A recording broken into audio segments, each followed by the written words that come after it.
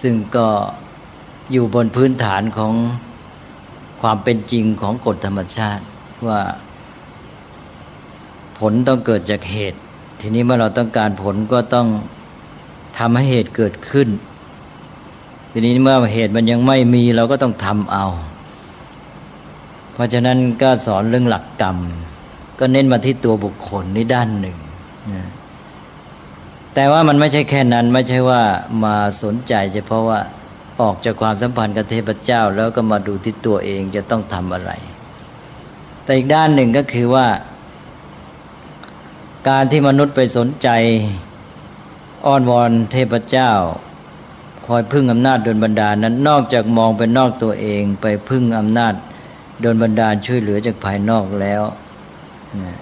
ไม่มองดูตัวว่าต้องทำอะไรแล้วก็ยังมีความหมายอีกอย่างหนึ่งก็คือว่ามนุษย์เนี่ยจะมองความสัมพันธ์ระหว่างมนุษย์ด้วยกันเองออกไปมองหาความช่วยเหลือจากอำนาจนอกเหนือธรรมชาติก็มองข้ามผู้คนที่เกี่ยวข้องไปคือจุดสัมพันธ์เขาไม่ได้อยู่ที่คนด้วยกันเขาไปอยู่ที่กับเทวดาเขาต้องการความช่วยเหลืออะไรเขาก็นึกว่าเราต้องไปหาเทพเจ้าองค์ไหนนี่ถ้ามนุษย์เนี่ยไม่ได้นึกถึงเทพเจ้าเนี่ยมันก็หนึ่งต้องนึกถึงตัวเองว่าเราจะต้องทำอะไรสองเนี่ยเรื่องราวที่เกิดขึ้นนี้มันอาจจะไปสัมพันธ์กับเพื่อนมนุษย์เราอาจจะต้องแสวงหาความร่วมมือหรือเป็นปัญหาใหญ่ที่มนุษย์เนี่ยจะต้องมาช่วยกันเนี่ยเราคนเดียวกำลังไม่พอแทนที่จะไป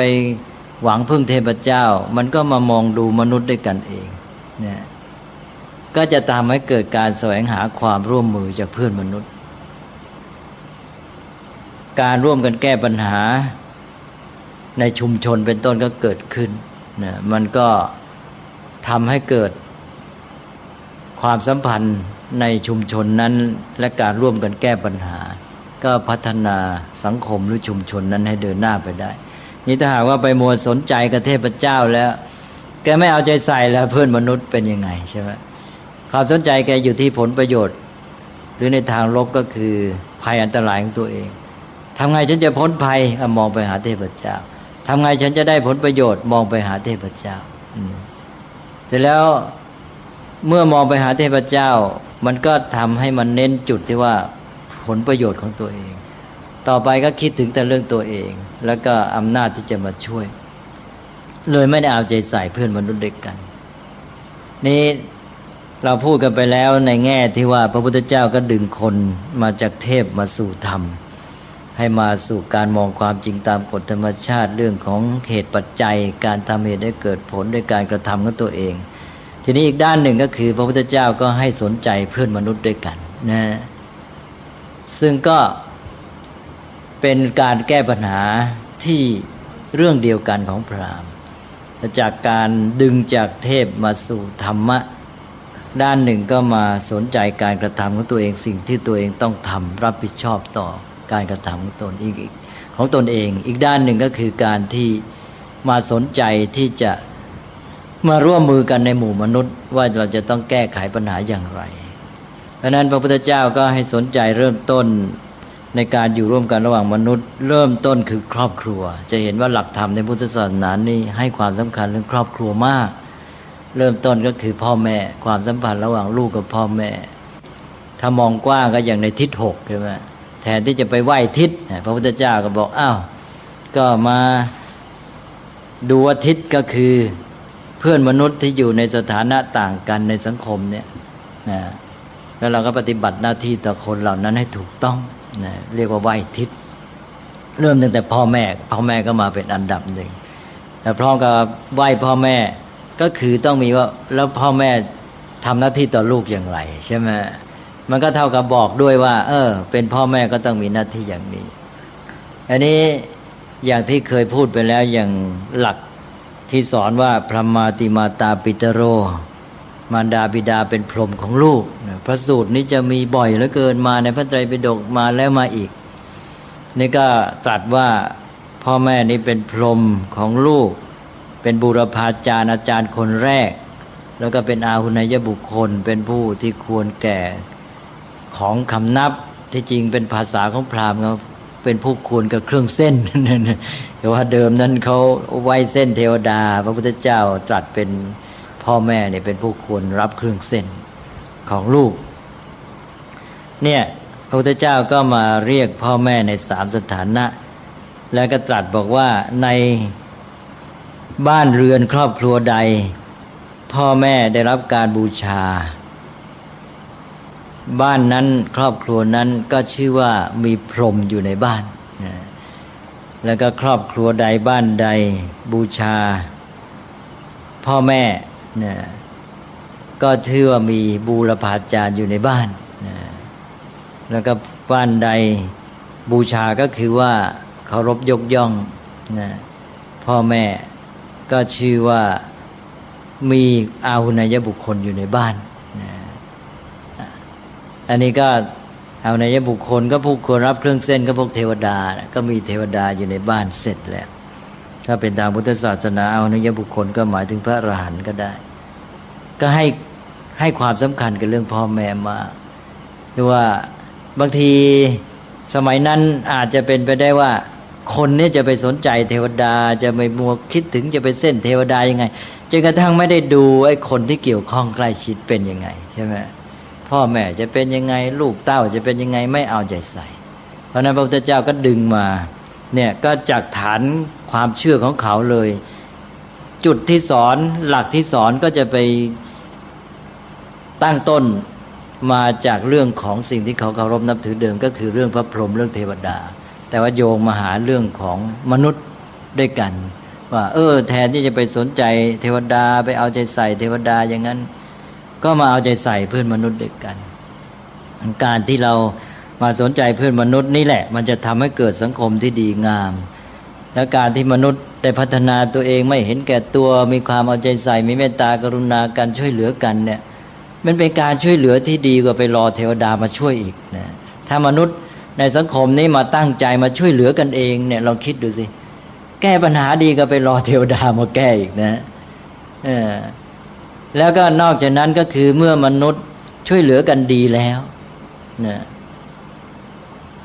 คนก็จะไม่อ้างว้างว้าเหวคนจำนวนไม่น้อยที่ต้องไปหาที่พึ่งความช่วยเหลือจากภายนอกเนี่ยเพราะว่าเขาไม่มีที่พึ่งในสังคมไม่มีผู้ช่วยเหลืออับจนก็เลยว่าอย่างน้อยก็ช่วยในทางจิตใจไปหาสิ่งลึกลับไสยศาสตร์อะไรแต่ไรใช่ไหมมนุษย์พวกนี้ก็ถูกบีบให้ต้องไปหาสิ่งภายนอกมาเป็นที่พึ่งเช่นพวกเทวดาสิ่งลึกลับต่างๆเพราะนั้นถ้ามนุษย์ช่วยเหลือกันได้ดีหนึ่งก็จะช่วยเหลือกันได้ผลดีมากด้วยสังคมก็อยู่ร่มเย็นเป็นสุขมันเป็นการช่วยเหลือที่แท้จริงและเป็นของจริงที่ปรากฏชัดเป็นไปตามเหตุตามผลแล้วก็จะทำให้คนในสังคมนั้นไม่ต้องอ้างว้างไม่ต้องไปเที่ยวแสวงหาที่พึ่งภายนอกเพราะฉะนั้นพระพุทธเจ้าก็มาเน้นเรื่องนี้นะแล้วก็อย่างที่เคยพูดแล้วพระพุทธเจ้าก็ไม่ได้ให้ไปลบหลู่ดูหมิ่นพวกเทวดาอะไรใช่ไหมเพียงแต่ว่าให้มีความสัมพันธ์ที่ดีต่อกันมีเมตตาต่อเทวดาแล้วก็ทำบุญก็อุทิศส่วนกุศลไปให้ท่านนะ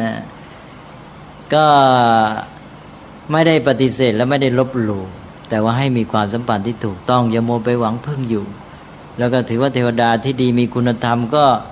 ด้วยคุณธรรมนั้นก็ควรจะมาช่วยเหลือมนุษย์เองโดยไม่ต้องไปรอให้เขาไปเส้นไหว้ไม่ต้องไปรอให้ไปอ้อนวอน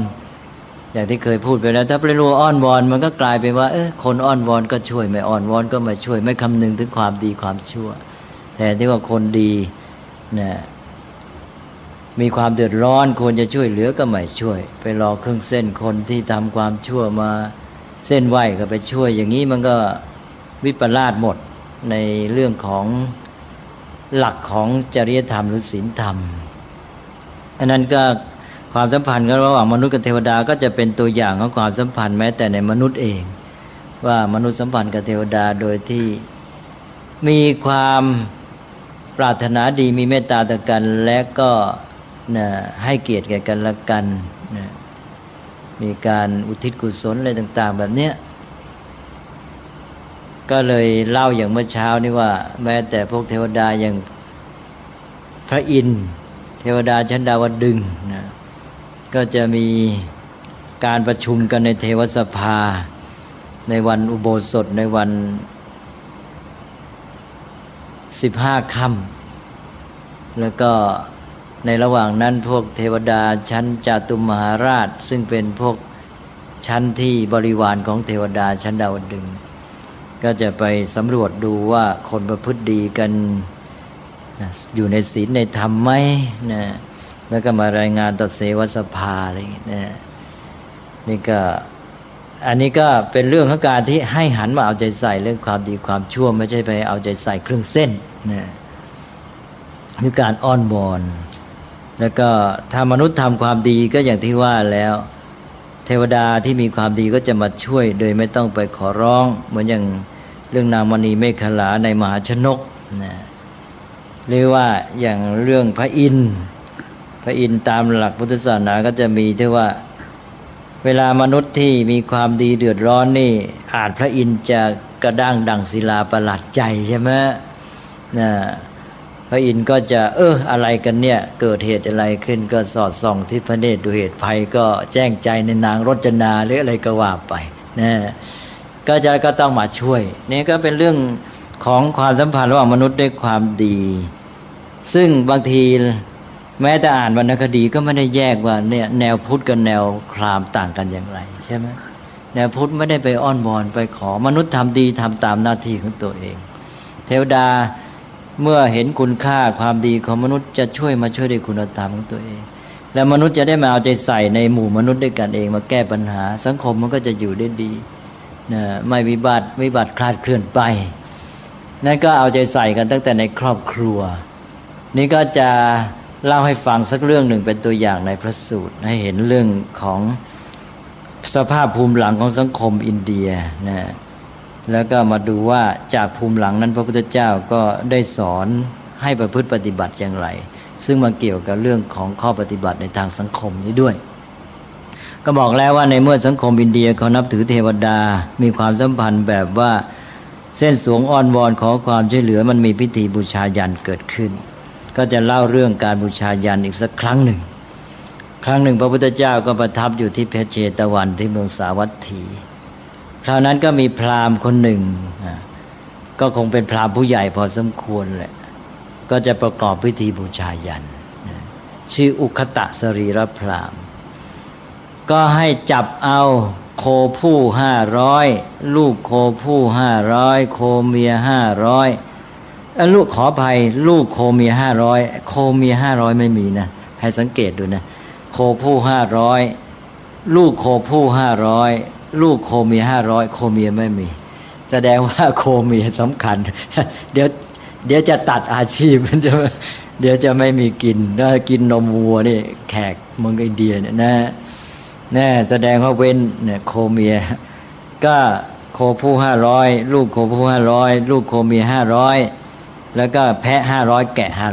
500ให้จับมาผูกหลักไว้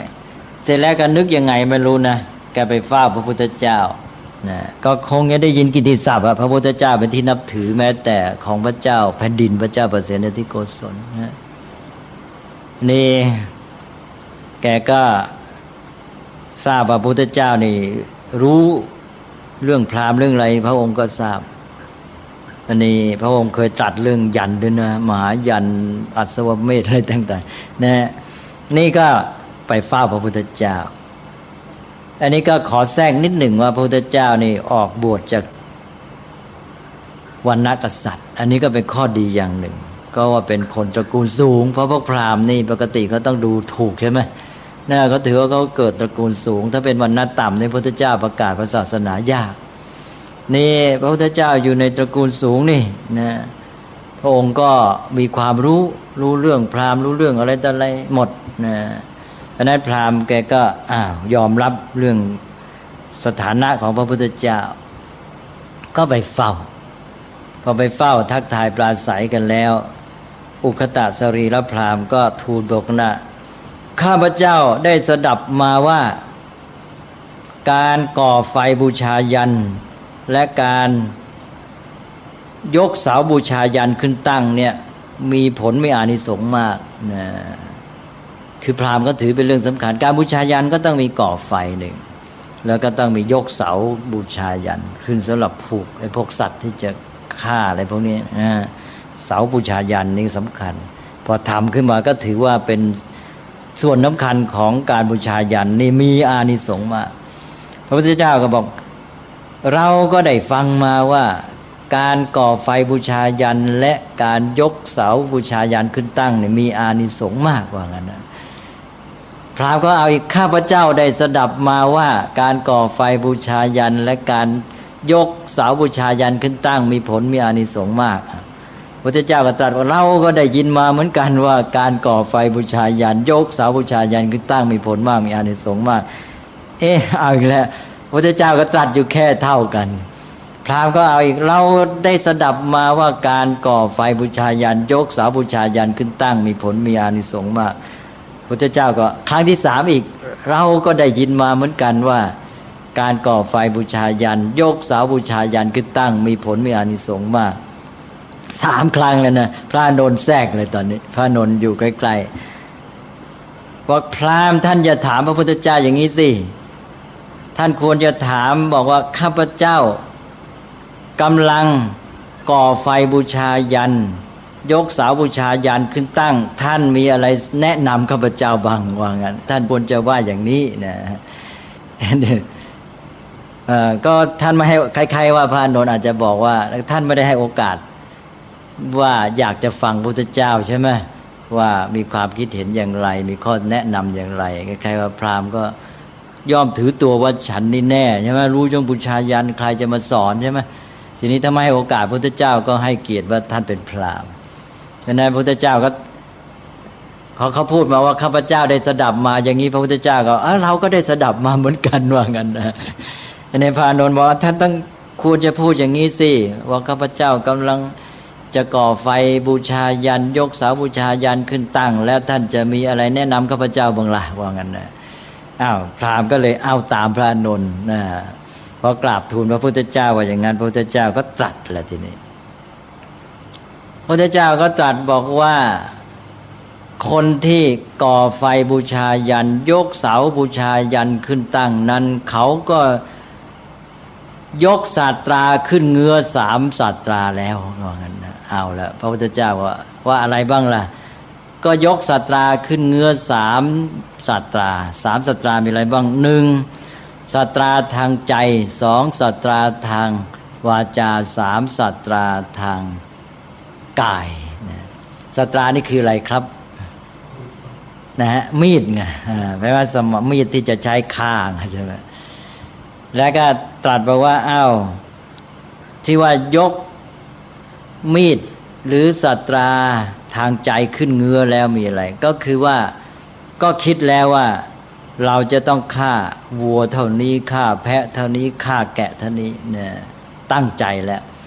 พอตั้งใจมันก็เป็นบาปแล้วเป็นอกุศลแล้วตัวบอกว่าจะทำกุศลจะได้บุญนี่มันได้อกุศลเท่านั้นมันบอกว่าจะได้สุขนี่มันทุกข์เกิดขึ้นแล้วนี่นะเอาละ1แล้วนะ2ก็ยกศาสตราทางวาจาขึ้นเงื้อศาสตราทางวาจาคืออะไรก็ท่านก็ต้องพูด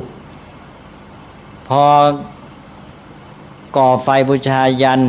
ยกเสาบูชายันขึ้นตั้งก็ต้องออกวาจาคำสั่งแล้วนะว่าเจ้าจงไปเอาสัตว์นั้นฆ่าจงฆ่าสัตว์นี้เท่านี้เท่านี้ใช่ไหมสั่งไอ้พวกลูกน้องที่บูชายันนี่เงื้อศาสตราทางวาจาขึ้นแล้วนี่บอกว่าจะทำกุศลนี่มันทำอกุศลแล้วจะท่าสร้างความสุขนี่มันสร้างทุกข์ชัดๆว่างั้นนะฮะและ3เงื้อศาสตราทางกายคืออะไรก็คือท่านต้องลงมือผู้ที่ประกอบพิธีบูชายันเขาคงบัญญัติว่าต้องลงมือเองก่อนใช่ไหมแล้วคนอื่นก็ทำท่านก็ต้องลงมือฆ่าสัตว์เลยฆ่าแพะฆ่าแกะฆ่าโคเพราะนั้นก็ทั้งเนี่ยมันก็ทำบอกว่าจะทำกุศลก็ทำอกุศลชัดๆแล้วก็จะสร้างความสุขก็มีแต่ความทุกข์ขึ้นมาเลยนี่แหละเอาแล้วพระพุทธเจ้า ว่าแล้วใช่ไหมเสร็จแล้วพระพุทธเจ้าก็บอกว่าทีนี้เขาพูดถึงไฟบูชายันการบูชายันนี่มันสำคัญที่ไฟพระเจ้าบอกว่าไฟนะไม่มี3 กองว่างั้นนะทีนี้ถ้าไฟ3 กองมันอยู่ในใจเนี่ยมันก็มีแต่ผลเป็นทุกข์มันจะไปได้ผลดียังไงจะไปเกิดสวรรค์ยังไงมันต้องไปนรกสิว่างั้นนะแล้วก็ก่อความเดือดร้อนมีแต่ความทุจริตมีอะไรบ้าง1ไฟราคะ2ไฟโทสะ3ไฟโมหะนี่พระพุทธเจ้าตรัสแหละนะไฟเอาเรื่องไฟก็มาพูดแหละบอกก็ก่อไฟมันก่อไฟราคะโทสะโมหะมันต้องการผลประโยชน์นี่ไฟราคะอยากจะได้ผลประโยชน์เพื่อตัวเองโทสะมันต้องฆ่าสัตว์เป็นต้นโมหะมันหลงไม่รู้เรื่องนะนี่ได้ไฟราคะโทสะโมหะนี่มันก็เป็นเหตุให้ประกอบการทุจริตเนี่ยไม่ได้ประกอบการสุจริตต่อไปทีนี้ไฟของพราหมณ์เขามี3 ชนิดที่เป็นไฟสำหรับบูชายัน1เขาเรียกว่าคารหปัตตยัคคณีเนี่ยเป็นศัพท์สันสกฤตคารหปัตตยัคคณีนี่เทียบเป็นภาษาบาลีว่าข้าปตักขิข้าปตักขิก็แปลว่าไฟคฤหบดีไฟคฤหบดีก็หมายถึงไฟเจ้าบ้านของพราหมณ์เขาถือกันว่าในตระกูลในครอบครัวเนี่ยจะต้องมีไฟประจำบ้านไปเลยเจ้าบ้านจะต้องรับผิดชอบจะต้องจุดไฟนี้เลี้ยงไฟนี้ไม่ให้ดับมาแล้วก็จากพ่อก็ส่งต่อให้ลูกลูกก็จะต้องเก็บรักษาไว้เพราะตัวเองสืบตระกูลแล้วพอถึง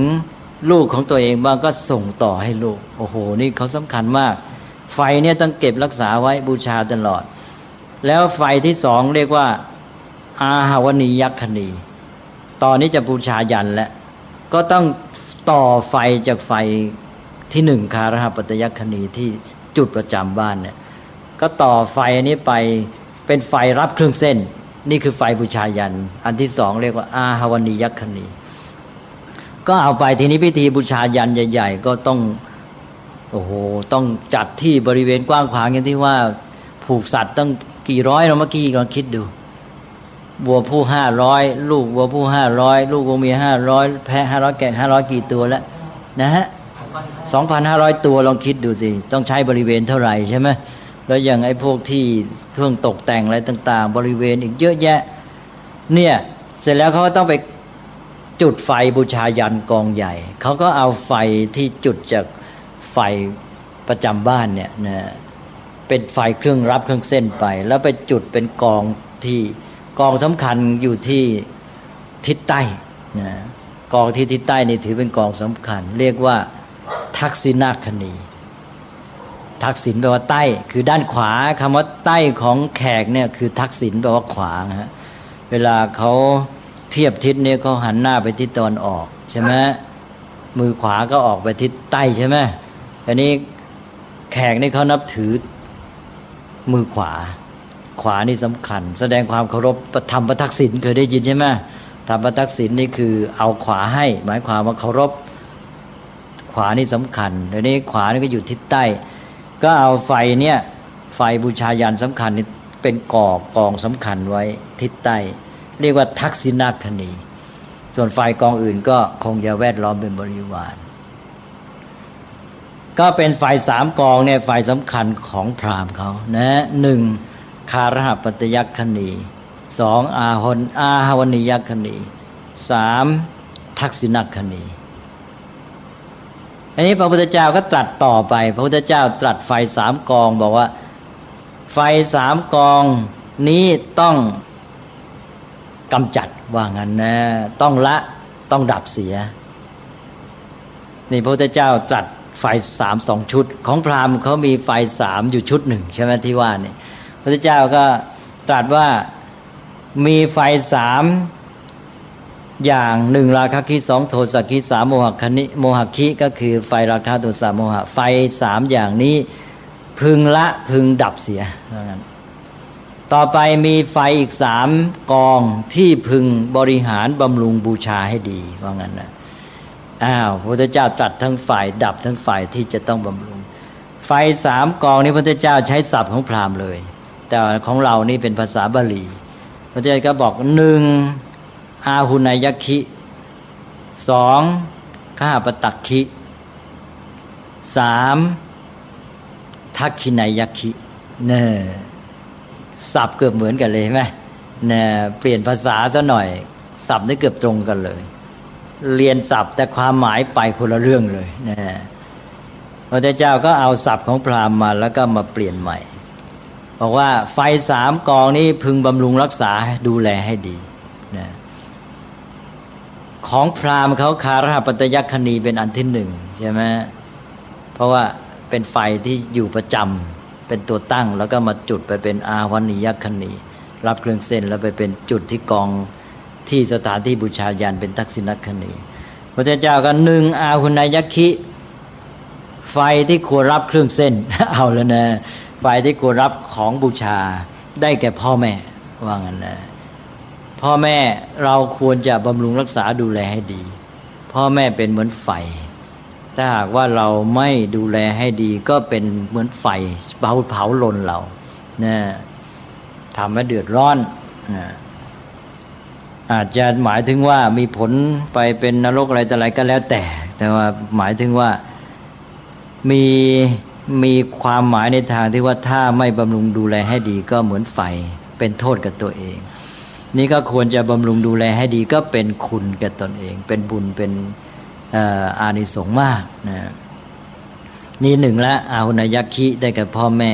2ข้าปตักขิไฟของพ่อบ้านแม่เรือนได้แก่คนในครอบครัวที่เรารับผิดชอบก็พ่อบ้านก็ต้องรับผิดชอบ1ลูก2ภรรยาแล้วก็3คนรับใช้คนงานนี่ถือว่าเป็นข้าปตักขินะบุตรภรรยาและคนรับใช้คนงานจะต้องเอาใจใส่บำรุงรักษาให้เขาอยู่ดีมีความสุขนะนี่เห็นไหมตั้งเริ่มในครอบครัวนี่ตั้งแต่พ่อแม่ไปลูกภรรยาคนในครอบครัวต้องดูแลให้ดีนี่2แล้วนะ3ทักขินายยัคคินะทักขินายยัคคิแปลว่าไฟที่ควรแก่ทักษิณาของแขกเขาเป็นของพราหมณ์เขาเป็นทักษิณัคคิบาลีก็เป็นทักขินะขวาแต่ว่าในที่นี้เปลี่ยนศัพท์ไปเป็นทักขินาแล้วก็เป็นทักขินายะทักขินายะแปลว่าผู้ควรกับทักษิณานะอันนี้ไม่ได้แปลว่าขวาซะแล้วไม่ได้แปลว่าใต้ซะแล้วผู้ควรแต่ทักษิณาแปลว่าทักษิณานี้ก็หมายถึงสิ่งที่ได้ถวายหรือมอบให้เพื่อบูชาคุณความดีด้วยความเชื่อกรรมว่าจะให้ผลในทางที่ดีนะหรือว่าทำบุญอุทิศกุศลแก่ผู้ล่วงลับอย่างที่เราเรียกทักษิณานะอันนี้ผู้ที่ควรรับทักษิณาคืออะไรคือสมณพราหมณ์พระภิกษุสงฆ์ที่ประพฤติดีปฏิบัติชอบไม่มีความประมาทมัวเมานะก็คือผู้ดำรงศีลดำรงธรรมของสังคมนั่นเองซึ่งทุกคนจะต้องช่วยกันรับผิดชอบจะให้คนประเภทนี้ดำรงอยู่ในสังคมถ้าจะช่วยกันเพื่อให้ธรรมะอยู่ในสังคมก็ต้องไปบำรุงรักษาคนที่ดำรงธรรมะของสังคมไว้พระเจ้าก็ตรัสว่าเนี่ยไฟ3 กองที่จะต้องบำรุงรักษานะก็เปลี่ยนหมดใช่ไหมเนี่ยจากเรื่องบูชายันเรื่องไฟเนี่ยก็แค่นี้ก็เห็นชัดแล้วพระพุทธเจ้าก็เปลี่ยนของพราหมณ์นั้นแกก็เตรียมตัวก่อไฟเพื่อจะไปสังเวยเทพเจ้าใช่ไหมพระพุทธเจ้าบอกนู่นคุณมาดูไฟที่ควรจะต้องกำจัดมีอะไรคุณไฟที่ควรจะบำรุงรักษาดูแลไว้ไม่ให้ดับคือไฟอะไรนะนี่ก็คือคนที่จะต้องเอาใจใส่กันให้ดีไม่ต้องไปบัวไปคิดแต่จะถวายเครื่องเส้นเราจะได้อะไรนะมาดูแลเอาใจใส่รับผิดชอบคนที่อยู่ร่วมกันในสังคมนี้ให้ดีนะเสร็จแล้วก็ไฟสุดท้ายถ้าเรียกว่าไฟที่7ก็คือไฟที่ใช้งานแต่ก่อนนี้เรียกว่ากัตถคิไฟที่เกิดจากไม้เพราะแต่ก่อนนี้ก่อไฟใช้ไม้ไฟที่7นี่เอาไว้ใช้ประโยชน์ก็ต้องจุดต้องดับต้องเก็บรักษาให้ดีให้ระวังนะอันนี้ก็เป็นไฟใช้งานทั่วไปแต่ว่าไฟ6อย่างแรกอย่างที่ว่าชุดแรกให้ดับชุดที่2ให้บำรุงให้ดีนี่ก็คือ คำสอนที่ให้เห็นถึงการที่พุทธศาสนาเกิดขึ้นแล้วมีการเปลี่ยนแปลงอย่างไรพุทธศาสนามีท่าทีต่อเรื่องราวความเชื่อถือการประพฤติปฏิบัติของคนในสังคมยุคนั้นอย่างไรใช่ไหมก็เราก็จะได้เห็นจากคำสอนอย่างเนี้ยที่กระจายอยู่ในพระไตรปิฎกซึ่งถ้าไม่สังเกตก็จะผ่านไปซะเฉยๆเพราะนั้นผมก็เลยยกมาเป็นตัวอย่างว่านี่แหละพระพุทธเจ้าได้สอนนะเพราะนั้นถ้าหากว่าปัจจุบันนี้เรามาตั้งใจเอาธรรมะของพระพุทธเจ้ามาใช้เนี่ยมันจะช่วยชีวิตและสังคมแก้ไขปัญหากันไปนะให้มันเสร็จสิ้นไปนี่สังคมปัจจุบันนี้บอกว่านับถือพุทธศาสนาแต่เราจะเห็นว่ามันไม่ได้จับหลักการเหล่านี้เลยใช่ไหม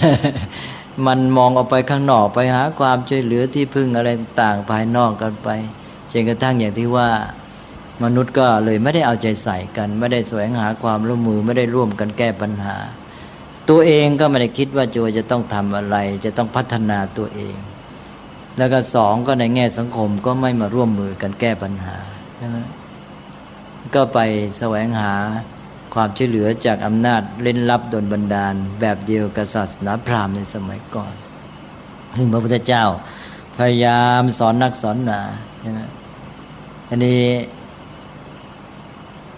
ดีไม่ดีชาวพุทธก็จะไปเป็นแบบเมืองอินเดียนะที่ว่าคิดแต่ว่าจะเส้นสวงอ้อนวอนเทพเจ้าให้มาช่วยพุทธศาสนานี้ได้ช่วยอินเดียมากอย่างที่เล่ามาเช้าเนี่ยที่ว่าจนกระทั่งทำให้พราหมณ์ต้องเดือดร้อนเลยสร้างเป็นเรื่องเป็นราวขึ้นมาเนี่ยเราก็เลยได้เห็นเรื่องที่เขาเล่าไว้ฟ้องตัวเองใช่ไหมว่าการที่เอาพระพุทธเจ้าไปเป็นนารายณ์อวตารเนี่ยเรื่องที่เล่าไว้แสดงพุทธศาสนาได้รุ่งเรืองมากในอินเดียแล้วเกิดการเปลี่ยนแปลงในสังคมอย่างไรใช่ไหมที่บอกว่าเทวดาทั้งหลายนี่เดือดร้อน ไปหาพระศิวะไปหาพระนารายณ์กันนะอันที่บอกว่าไปหาพระศิวะก็ร้องทุกข์บอกว่าเนี่ยเวลานี้พวกมนุษย์ทั้งหลายนี่ไปเชื่อพวกหลอกลวงออกไปเนี่ยเลิกนับถือพระเวทไม่บูชายันเทวดาก็ไม่มีเครื่องเส้นว่างั้นเทวดาไม่ได้รับของสังเวยแย่แล้วเดือดร้อนไปตามๆกันขอให้พระศิวะช่วยพระศิวะก็เลยต้องอวตารลงมา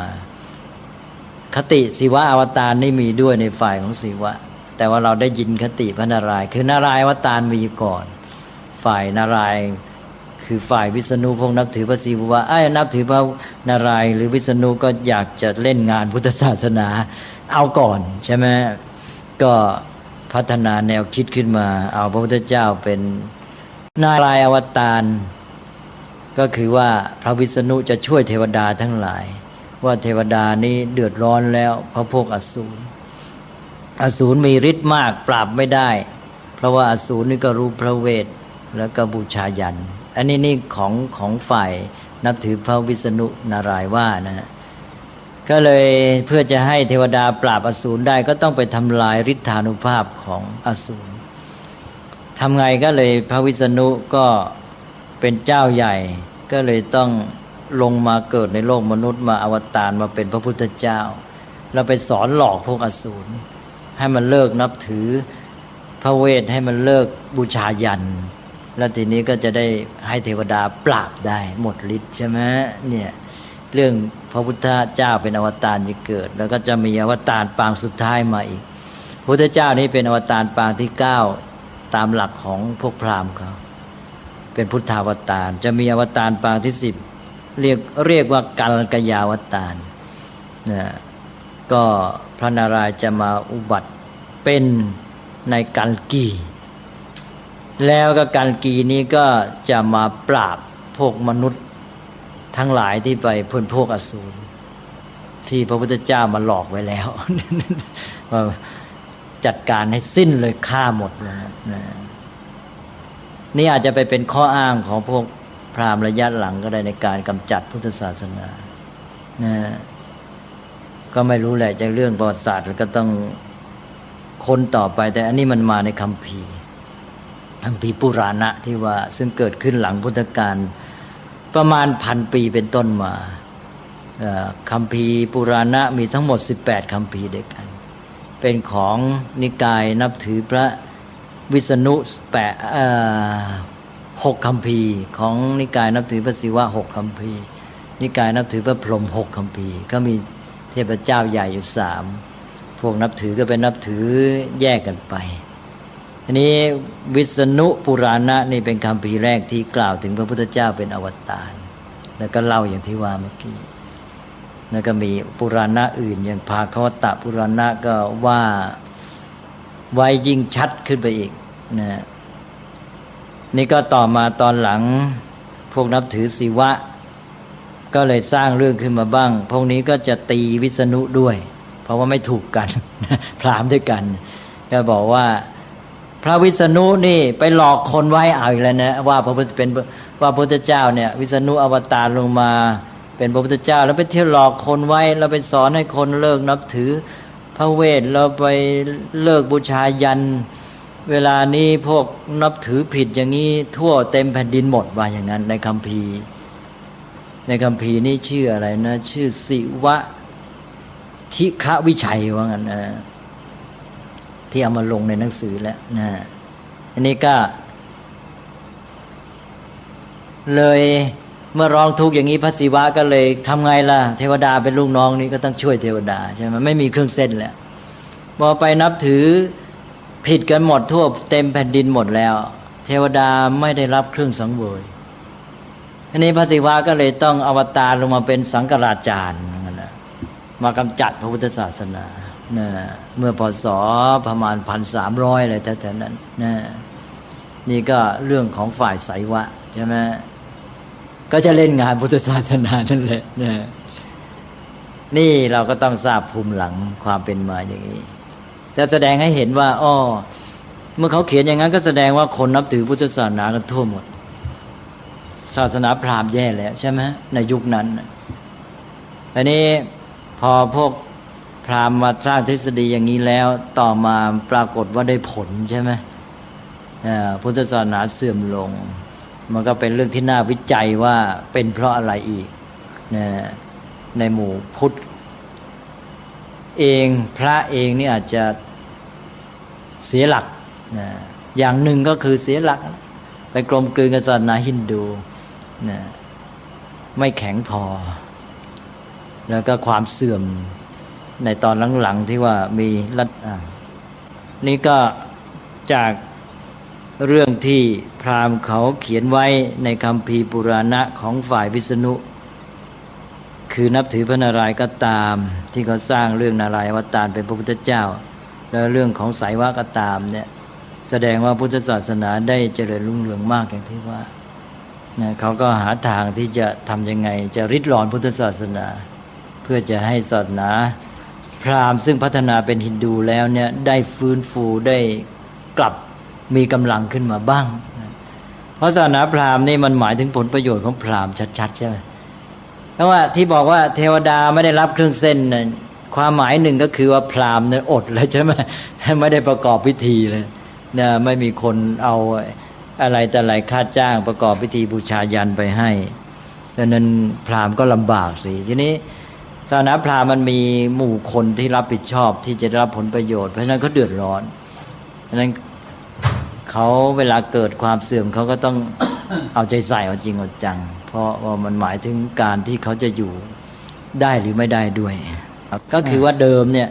ที่ว่าโดยแง่ของพราหมณ์เองทำไมคนพราหมณ์เนี่ยพวกวรรณะต่ำไม่ฮือขึ้นมาเนี่ยใช่ไหมทั้งที่ตัวเองเนี่ยไม่มีสิทธิ์มีเสียงมีความเป็นอยู่อย่างแย่ที่สุดเลยเนี่ยนะอย่างพระไทยเราไปเห็นแขกชั้นสูตรอยู่บอกว่าเหมือนกับสัตว์เลยเหมือนสัตว์เดรัจฉานอยู่เขายอมรับสภาพแล้วเขาไม่กล้าทำอะไรที่เป็นการผิดไปจากที่เขาถูกสั่งไว้เพราะเขากลัวบาปใช่ไหมดังนั้นอย่างที่ว่าคนวรรณสูตรไปทำงานในโฮเทลไปคอยรอเอาน้ำที่คนเขาอาบแล้วเนี่ยมาอาบตัวเองโดยที่ตัวเองตั้งใจทำคือทั้งที่มีน้ำดีก็ไม่ใช้ทำไมจึงเป็นอย่างนี้เพราะความเชื่อนะ อันนั้นเขากลัวเลยเขาไม่กล้าที่จะไปทำอะไรที่ผิดใช่ไหมเพราะนั้นเขาก็ไม่มี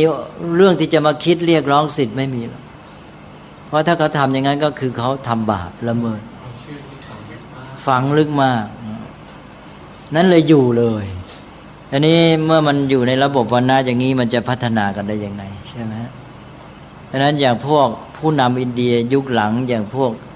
เนรูหรืออินทิราจะมาแก้ปัญหาแก้ไม่ตกเพราะคนมันเป็นเองที่คนประชาชนมันยึดมั่นอย่างนั้นคือเหมือนเปรียบเทียบคือนี่ก็ไม่ได้ว่านะครับคืออาจจะเหมือนอย่างคนไทยที่บางที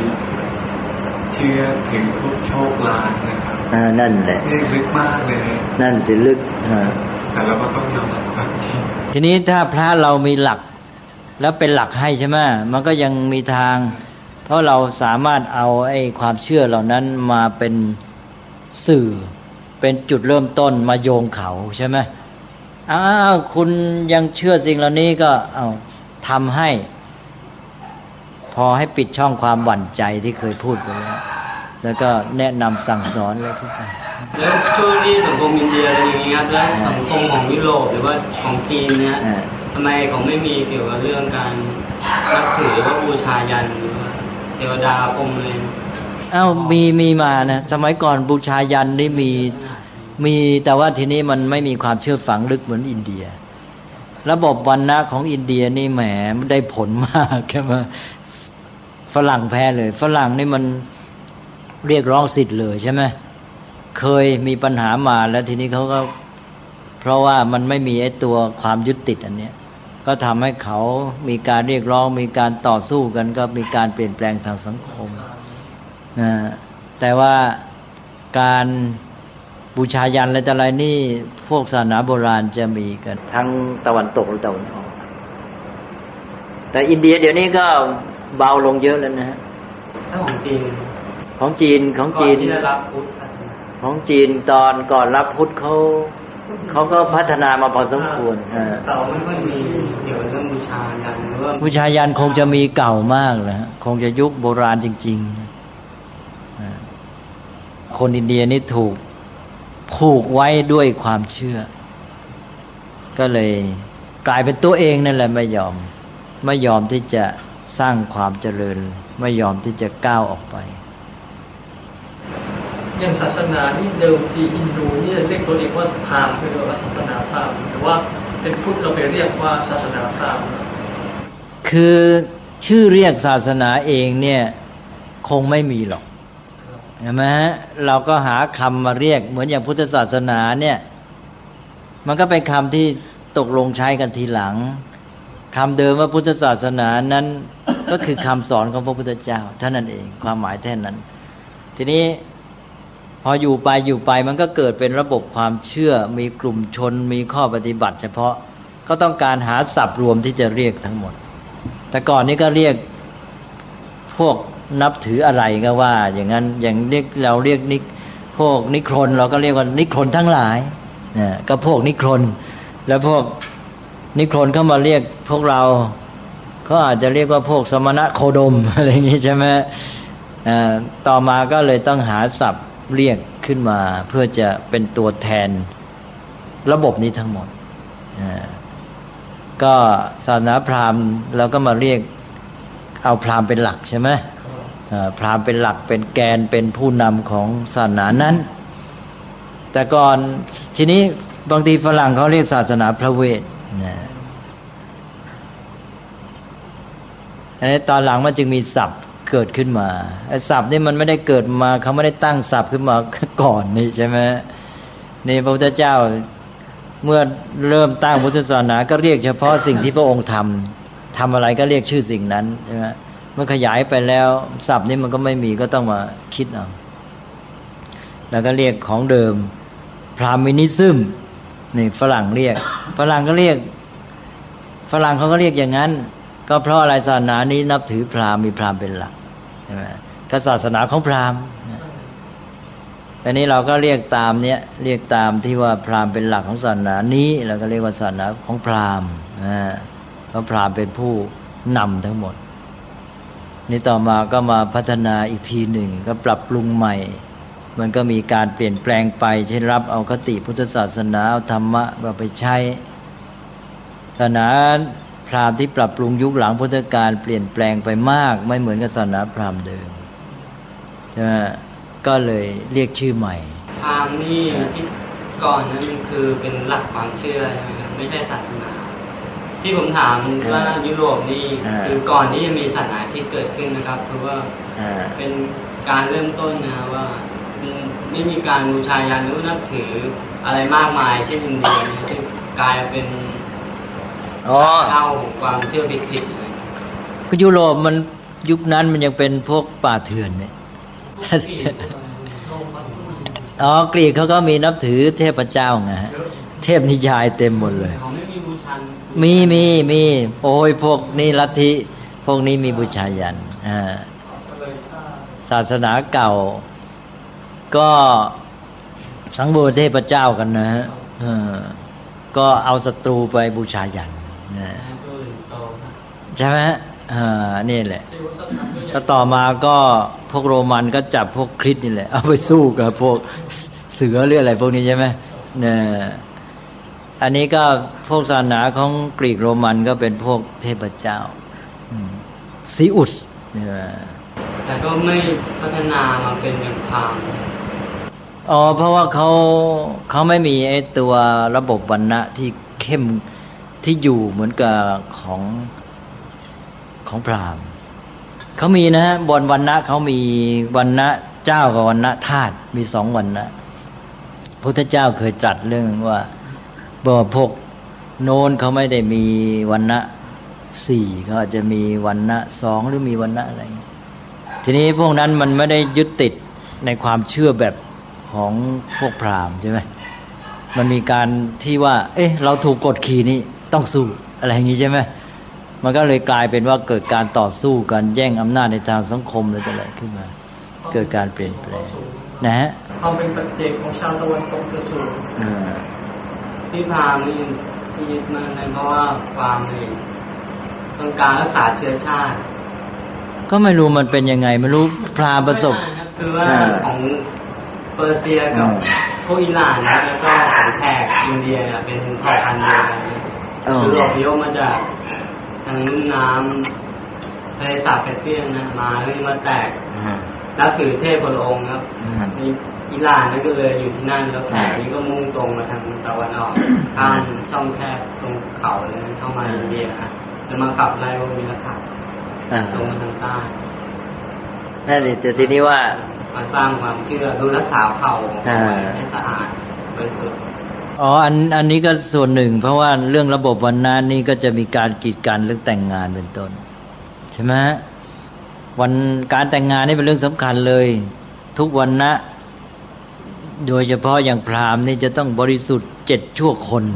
ไม่มีปะปนเลยใช่ไหมอันนั้นก็คนไหนที่บริสุทธิ์มาตลอดเนี่ยนับเท่าที่นับได้7ชั่วคนนี่ไม่มีปะปนก็คนนั้นก็จะมีเกียรติมากใช่ไหมทีนี้ถ้าหากว่าไปเกิดแต่งงานข้ามวรรณะก็กลายเป็นจันทานถูกดูถูกแล้วอย่างเจ้าสักยะไงใช่ไหมที่ว่าพระเจ้าแผ่นดินโกศลมาขอลูกสาวยังไม่ให้เลยนะขนาดนี้เป็นพระเจ้าแผ่นดินนะถือชาติถือวรรณะขนาดนั้นต้องเอาลูกทาสให้ไปแล้วก็เลยเกิดเรื่องกลับมาเป็นการทำลายตัวเองแสดงการยึดถือเนี่ยมันฝังลึกมากแล้วนี่ก็อินเดียก็เลยเนี่ยมาจนกระทั่งปัจจุบันนี้รักษาของเก่าไว้แทบไม่มีเปลี่ยนการบำเพ็ญตบะอะไรแต่ละยังมีอยู่ในอินเดียจนกระทั่งปัจจุบันใครอยากดูของเก่าๆเมื่อสมัยพุทธกาลมาดูที่อินเดียได้ที่ท่านเจ้าคุณบอกว่าเป็นตู้โชว์อดีตนั่นแหละเพราะนั้นก็เป็นลักษณะหนึ่งของอินเดียที่จะว่าไปในแง่หนึ่งเหมือนกับมีความสามารถพิเศษที่รักษาของเก่าได้ดีที่สุดใช่ไหมอยู่อย่างนั้นเมื่อต ต้นเดือนเนี้ยที่ว่าในข่าวว่าที่ว่าพวกอินดูไปที่ถ้ำอะไรที่แถบเหนือนะในรัฐปัญจาบจะไปไหว้เทพเจ้าตายเพราะหิมะเนี่ยเป็นพันตายไปเยอะเลยความเชื่อรุนแรงมากก็เนี่ยเขาก็พยายามเข้าไทยอีกก็เขาจะมาจัดประชุมในเมืองไทยและสังฆราชานี่เป็นตำแหน่งสังฆราชาคนปัจจุบันซึ่งสืบต่อมาตามลำดับในนิกายไสยวะสังฆราชาจะเดินทางเท้าเปล่าจากประเทศอินเดียมาประชุมที่เมืองไทยสังฆราชานี่เป็นพราหมณ์สังฆราชาก็พราหมณ์ใหญ่สิที่เล่าให้ฟังที่ว่าอวตารจากพระศิวะลงมาจะกำจัดพุทธศาสนาเมื่อพ.ศ. ประมาณ 1,300 ทีนี้ก็สังฆราชานี่ก็สืบต่อเป็นตำแหน่งมานี่ก็สังฆราชาปัจจุบันเนี่ยจะเดินทางด้วยเท้าเปล่าจากอินเดียมาเพื่อมาประชุมเมืองไทยตามกำหนดการนั้นเขาใช้คำว่าธรรมญาตรานี่พอจะเดินทางมาเดินเท้าเปล่านี่จะต้องผ่านแดนพม่าก็ขออนุญาตผ่านแดนพม่าไม่ยอมพม่าคงรู้ทันเพราะพม่านี่พุทธเอาเรื่องเหมือนกันนะแล้วก็มีชาวพุทธที่รู้ทันไปคงจะไปสื่อสารให้รัฐบาลพม่ารู้ก็แปลว่าสังฆราชาเองจะมาไม่ได้ก็จะมีคนอื่นที่มาทางเครื่องบินนั่นก็เขาจะมาจัดการประชุมที่นี่ตอนนี้ก็มีชาวพุทธที่รู้เรื่องเพราะในอินเดียองค์เขาลงข่าวและอินเดียนี่มันก็มีคนที่ไม่ใช่ยอมรับพราหมณ์ไปทั้งหมดใช่ไหมก็มีหนังสือพิมพ์หนึ่งก็ลงบอกว่าการประชุมนี้จะมีเงื่อนงำที่พม่าไม่ยอมนี่ก็พม่าเขาไม่มีสารพันกษัตริย์แล้วเป็นเกี่ยวกับพวกทหารเขาไม่ยอมไม่ได้เขาไม่ยอมนั่นก็เขารู้ทันว่าเป็นฮินดูนะว่าทีนี้ของเราไม่รู้เรื่องฮินดูว่าจะมาคือเขาไม่รู้ว่าวัตถุไม่รู้ความประสงค์รู้ว่าเป็นฮินดูมาคือเขาบอกมาดีว่าจะมาร่วมประชุมเป็นพุทธจะได้มีความเป็นอันหนึ่งอันเดียวกันเป็นการสัมพันธ์ระหว่างศาสนานั่นแหละก็คนไทยรู้เท่าไหร่ไม่ค่อยมีใครหรอกก็ไม่เคยรู้อย่างนารายณ์วัตารนี่ยังนึกว่าเขานับถือว่าโอ้เขานับถือยกย่องพระพุทธเจ้าเป็นนารายณ์ใช่ไหมทีนี้ก็เขาก็โฆษณาว่าการประชุมครั้งนี้เป็นครั้งที่2ปีที่แล้วนี่ได้ประชุมที่อินเดียแล้วปีก่อนแล้วที่อินเดียนั้นก็มีฝ่ายพุทธมีพระเข้าประชุมด้วยเขาก็เอารูปมาลงว่าเนี่ยมีพระเข้าไปประชุมก็เห็นร่วมกับเขาได้มีมติร่วมกันในระหว่างพุทธกับฮินดูว่าไปกันได้นะในหลักดูจะ8ประการเขาเขียนสาธยายมานะว่าพุทธกับฮินดูเนี่ยเข้ากันได้8ประการแล้วก็มีพระฝ่ายพุทธเข้าประชุมด้วยยอมรับมตินี้เป็นมติร่วมกันเขาบอกว่างั้นแล้วก็เลยจะมาประชุมนี้เป็นครั้งที่2นี่เขาก็หว่านมาเสร็จใช่ไหมหว่านล้อมมาว่าโอ้นี่มันมีเรื่องที่เป็นไปได้ดีสามัคคีกันมาดีนี่ต่อมาพระที่อินเดียเนี่ยก็ส่งข่าวแจ้งกันมาบอกว่าหลงกลไม่ได้รู้เรื่องหรอกไปประชุมเขาไม่รู้อิโนอิเนเท่าไหร่เราไปประชุมไปนั่งแล้วก็ไม่ได้ไปร่วมให้มติให้ความคิดอะไรถูกถ่ายรูปเอามาอ้างอันนี้มติไอ้ที่ว่าพุทธศาสนากับฮินดูนี่เหมือนกัน8ประการเนี่ยก็มีอยู่ข้อหนึ่งว่าพระพุทธเจ้าเป็นพระนารายณ์อวตารลงมานี่แหละเป็นอยู่ข้อหนึ่งในข้อเหล่านั้นคราวนี้ชาวพุทธเราก็เลยเริ่มเคลื่อนไหวในที่สุดก็เลยต้องงดประชุมอันนี้ผู้ที่จะจัดประชุมนี่มีอิทธิพลมากเพราะว่าเป็นเศรษฐีใหญ่ของอินเดียพอตกลงว่าชะงักทางนี้ก็จัดไม่ได้ตอนหลังนี่ก็มีเรื่องต่อมาคือว่าตอนนี้มันมีไอ้ข้อสังเกตอันหนึ่งด้วยก็คือพุทธศาสนาเริ่มกลับเข้าอินเดียก็เริ่มฟื้นฟูขึ้นมามีคนหันมานับถือมาปฏิบัติมีสำนักกรรมฐานอะไรต่างๆเพิ่มอันนี้พวกฮินดูใหญ่ๆนี่ก็คงจะกลัวพุทธศาสนาจะฟื้นขึ้นมาอีก ก็จะต้องหาทางกั้นทีนี้อันนี้แผนนี้มันเป็นอันว่าประชุมเมืองไทยไม่สำเร็จตอนนี้ก็คือโมดีเนี่ยได้ทำเป็นภาพยนตร์สำหรับออกทีวีเป็นชุดเลยไม่รู้กี่ตอนจบเลยออกเป็นประจำเลยทีนี้ในประเทศอินเดียออกในอินเดียออกเป็นเรื่องพระพุทธเจ้าเป็นพุทธประวัติแต่พุทธประวัติฉบับนี้ก็คือเป็นนารายณ์อวตารนะ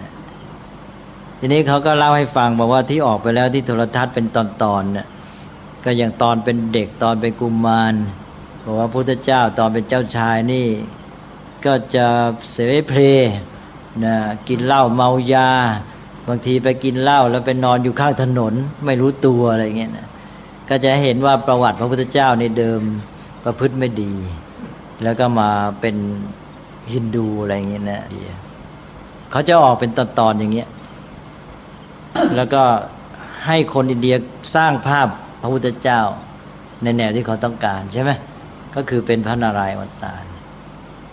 ก็จะแย่ก็คือเตรียมกันคนอินเดียไว้ไม่ให้รับพุทธศาสนานี่มีข้อน่าสังเกตฮินดูเขามีมหาเศรษฐีที่เล็งเห็นถึงความสำคัญของศาสนาแต่พุทธของเรานี่ไม่มีมหาเศรษฐีที่จะเล็งเห็นหรือว่าจะมาใส่ใจขนาดนี้เลยใช่มันนี่แหละความขาดแคลนของเรา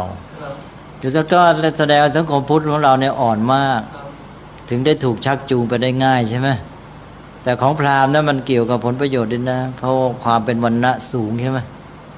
ความเป็นวรรณะพราหมณ์ความยิ่งใหญ่ฐานะอะไรต่างๆในสังคมมันมีผลประโยชน์เข้าไปเกี่ยวข้องนี้ต่อมา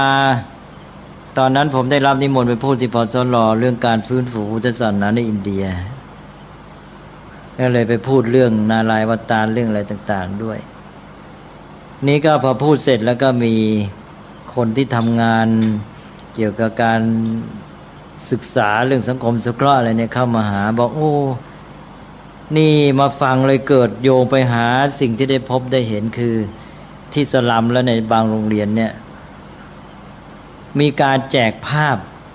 พระพุทธเจ้าเป็นนารายณ์อวตารแหละในเมืองไทยเนี่ยบอกสวยงามมากเขาไม่รู้เรื่องเขาไม่เข้าใจแล้วพอได้ฟังวันนั้นเขาก็เลยนึกขึ้นมาว่าอ๋อนี่มันท่าจะอย่างนี้เองก็แสดงว่าเขาเดินแผนแล้วขนาดนี้ประชุมครั้งนี้ไม่สำเร็จแต่เพราะกำลังเงินมหาศาลเขาอาจจะให้คนไทยหรือคนอะไรก็แล้วแต่ใช่ไหม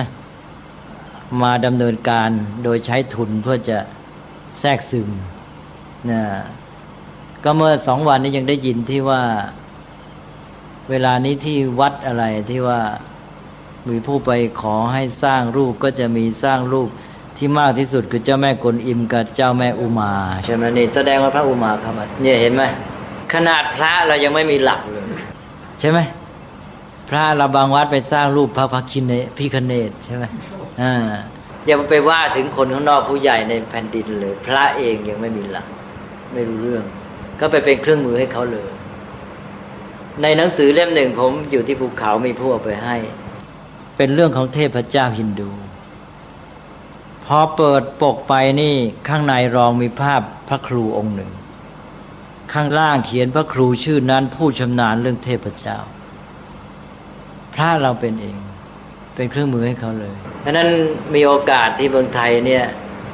จะไหลลงจะกลายเป็นดินแดนฮินดูไปก็ได้นะจะได้อยู่อย่างอินเดียแค่ตอนนี้อะไรก็ไม่รู้เยอะแยะไปหมดนั่นสิก็ดูสิเนี่ยตามข้างถนนจะเห็นว่าศาลใหม่ๆขึ้นใช่ไหมแต่ก่อนนี้ก็ศาลพระภูมิอย่างเดียวต่อมาก็มีศาลพระพรหมนี่ก็ฮินดูแล้วใช่ไหมต่อมาศาลพระพรหมเดี๋ยวนี้ขึ้นศาลพระศิวะแล้วศาลพระยมศาลเจ้าเทพเจ้าอะไรต่างๆขึ้นเห็นไหมเนี่ยขึ้นกันใหญ่แหละที่ยากนี่คือเพราะว่าตำราเรียนศาสนาพุทธเองก็ยังมีเรื่องที่ว่าไม่ใช่หลักธรรมมีเรื่องพินิหารที่ว่าผมเองเพราะมันก็พินิหารก็ต้องให้ได้หลักที่ว่าใช่ไหมต้องให้อยู่ในหลักทีนี้มันจับหลักไม่ได้ไม่รู้ไม่ใช่โยงกับพวกกรมพามเลยไปเลย นี่แหละ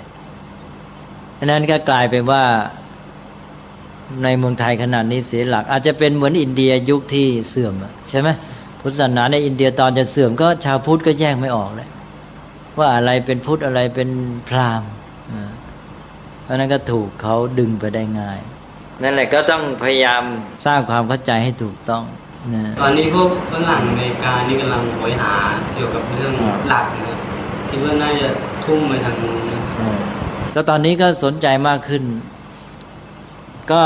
เลยเล่าสิคือเล่าหลายอย่างก็ไม่รู้อย่างไปแต่ละเที่ยวเนี่ยนะผมก็ฟังสดับว่าเป็นไงเรื่องความเคลื่อนไหวเกี่ยวกับพุทธศาสนาก็ทุกครั้งก็จะได้ยินว่าความสนใจเพิ่มขึ้นแต่คราวที่แล้วนี่ก็เพิ่มขึ้นในแง่ของสถาบันการศึกษาเวลานี้พวกมหาวิทยาลัยต่างๆก็จัดสอนวิชาพุทธศาสนาเป็นวิชาเลือกกันทั่วไปหมดเลยทีนี้นอกจากว่าจัดทั่วไปแล้วก็คือผู้เข้าเรียนสมัครกันมากอย่างที่ผมไปที่อินเดียนาเนี่ยนะก็หมอที่เป็นพ่อของเด็กๆแล้วก็พวกครอบครัวพันยาอะไรพวกนี้ก็คุยกันก็อย่างครอบครัวหนึ่งก็พูดถึงว่าลูกไปสมัครเรียนก็ไปสมัครวิชาพุทธศาสนานะและอีกคนหนึ่งก็ไปสมัครเรียนคนหนึ่งน่ะเป็นคนพี่อยู่ชั้นสูงก็ได้เรียนอยู่แล้วอีกคนหนึ่งยังไม่ได้เพราะว่าคนสมัครมากเกินไป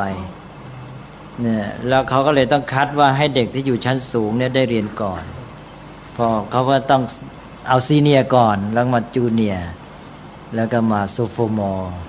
แล้วก็มาเฟรชชี่ใช่ไหมอันนั้นเขาก็ให้พวกเรียนชั้นสูงได้เรียนก่อนเพราะว่าคอร์สนี่มีผู้สมัครมากเกินไปเต็มแล้วผู้สอนนี่เป็นพระไทยหรือว่าเป็นเฉพาะเด็กที่เจอนี่เป็นแหม่มเป็นฝรั่งก็ข้อพุทธศาสนาเข้าไปช่วงนี้หลายปีแล้วนะฮะมีสำนักของเซนสำนักของทิเบตเข้าไปเยอะหลายปีแล้วทีนี้ฝรั่งก็มีโอกาสไปเรียนตามสำนักเหล่านี้แล้วก็ค้นคว้าเองบ้างเพราะนั้นก็เลยตอนนี้มีอาจารย์ฝรั่งเองสอนพุทธเยอะเลยเพื่อไปถูกต้องโดยคัดเลือกก็มีแล้วพวกไปที่ไปหาลาภหาผลก็เยอะไปโดยที่ว่าอิทธิพลหรือว่าไปหาลาภแล้วก็นะฮะไม่ใช่พันธุ์มันจะหมายถึงคนวินัยนะอ๋อฮะเฉพาะบุคคลเป็นนั่นสิฮะก็เนี่ยเพราะว่าชาวพุทธเรานับถือกันไม่ได้ถูกหลักถูกแนวมันก็เลยเกิดปัญหานี่พระที่ไปทำงานในประเทศอเมริกาที่ท่านทำดีก็หนักใจเหมือนกันเพราะว่ามีพระที่ไปหาลาภหาผลต้องคุมตัวเองให้ดีเพราะว่าไปอยู่ในสภาพแวดล้อมสังคมอย่างนั้นนะมันก็เหมือนกับเอื้อโอกาสให้เขวได้ง่ายแต่ว่าชุมชนไทยเราบางแห่งมันก็ใหญ่พระนี้ปกติเราจะอาศัยชาวบ้านคุมนะใช่ไหมเพราะเขาคุมด้วยความเคารพศรัทธาเมื่อชาวบ้านเรารู้เข้าใจก็จะเป็นการที่คุมพระไปด้วยในตัวก็ในอเมริกาก็เป็นนะว่าเรื่องพุทธศาสนาก็เจริญขึ้นมีการเรียนรู้ศึกษาแต่มันเป็นนิมิตดีในแง่ที่ว่าเขาสนใจในแง่ศึกษาใช่ไหมถ้าเขาจับจุดนี้มันก็เข้าเรื่องสิใช่ไหมเขาตั้งใจเล่าเรียนหาความรู้ว่าพุทธศาสนาคืออะไรสอนว่าอย่างไงหลักปฏิบัติเป็นยังไงนะศึกษามันก็ต่อกับการปฏิบัติหมายถึงเล่าเรียนแล้วก็ปฏิบัติทีนี้ฝ่ายเมืองไทยนี่ไม่รู้เลยศึกษาปฏิบัติไม่เอาเรื่องนับถือพุทธศาสนานับถือพุทธศาสนาก็ไปหาไปอ้อนวอนไปหาผลประโยชน์ไปหาลาภยศให้กับตนเองฝรั่งนี่เขาเห็นพุทธนี่เขาใช้การศึกษาแต่คนไทยเห็นพุทธนี่เขาใช้ความเชื่อก็เป็นเพียงเชื่อในเรื่องนั้นแหละเรื่องคล้ายๆเชื่อแบบพราหมณ์ไปฉะนั้นก็กลายเป็นว่าในแง่หนึ่งฝรั่งได้เปรียบกว่าเป็นนั้นว่าสภาพของไทยเราขณะนี้ก็เอื้อต่อการที่ฮินดูจะแทรกซึมแหละใช่ไหม นี่ตอนนี้ท่านนโยบายเขาต้องการเข้ามาก็โอกาสก็เปิดให้แล้วยิ่งเขามีทุนดีแล้วเขาเป็นนักธุรกิจใหญ่จะมีอิทธิพลในเชิงธุรกิจถ้าเกิดนักธุรกิจของเรานี่ไม่มีฐานทางพุทธศาสนาเลยเห็นแต่กับผลประโยชน์นะไอ้พวกนั้นก็ตั้งเงื่อนไขหรือแม้แต่ว่าไม่ตั้งเงื่อนไขเราเป็นแต่เพียงว่าทำให้เกรงใจว่าต้องเอื้อต่อเขาในเรื่องศาสนาของเขาใช่ไหมเราก็เปิดทางให้เลยไม่รู้เท่าทันไม่รู้เท่าแล้วก็เห็นแก่ผลประโยชน์นี่อันตรายก็จะมีเยอะเลยนั้นของเรานี่พลังในทางป้องกันภูมิต้านทานนี่แทบไม่มีเลยขนาดนี้กลับเปิดช่องเลยเพราะอย่างเท่าที่ได้ยินได้เจ้าคุณอาจารย์บอกคือของเราเองเนี่ยอาจจะเป็นลักษณะว่าคือความศรัทธาในพุทธศาสนาเองก็มีน้อยแต่ขณะเดียวกันของเขาเนี่ยมีความศรัทธาสูงมากเขาแรงมากใช่เราก็เลยก็อยากมาก็มาคือไม่ได้มีศรัทธาในเบื้องต้นก่อนแล้วพอคือก็เลยคือปัญหาต่อมาก็เลยอยากจะมาทำอะไรก็มาอย่างนี้นะครับก็อย่างนี้ก็ด้วยแหละคือความเอาใจใส่การที่จะคิดว่ามันเป็นอันตรายต่อศาสนาของเราหรือเปล่าไม่คิดแล้วก็มีความรู้สึกว่าเขามาก็ร่วมมือกับเขาแสดงว่าเปิดใจกว้างอะไรอย่างนี้โดยไม่รู้ทันว่าเขามาด้วยความคิดอะไรแรงจูงใจอะไรก็หลายอย่างแหละครับมันล้วนแต่เปิดทางนั้นแหละเปิดช่องประเทศไทยนี่รอดคนมาได้เมื่อตอนสมัยพระนารายณ์ผมนี่ใช่เกือบประทีแล้วตอนนั้นคริสเจ้าพระยาสอนศักดิ์กับพระเทราชากำจัดวิชัยเยนใช่เจ้าพระยาวิชัยเยนมุสลิมไม่ได้เอานะครับมุสลิมบ้านครัวก็ยกไปก็มีคือกำจัดฝรั่งเสร็จแล้วมุสลิมก็จะยึดลพบุรีด้วยอันนี้ก็สู้กันอย่างนี้ก็พูดยังดำรงอยู่ได้ไม่งั้นก็ไปแล้วป่านนี้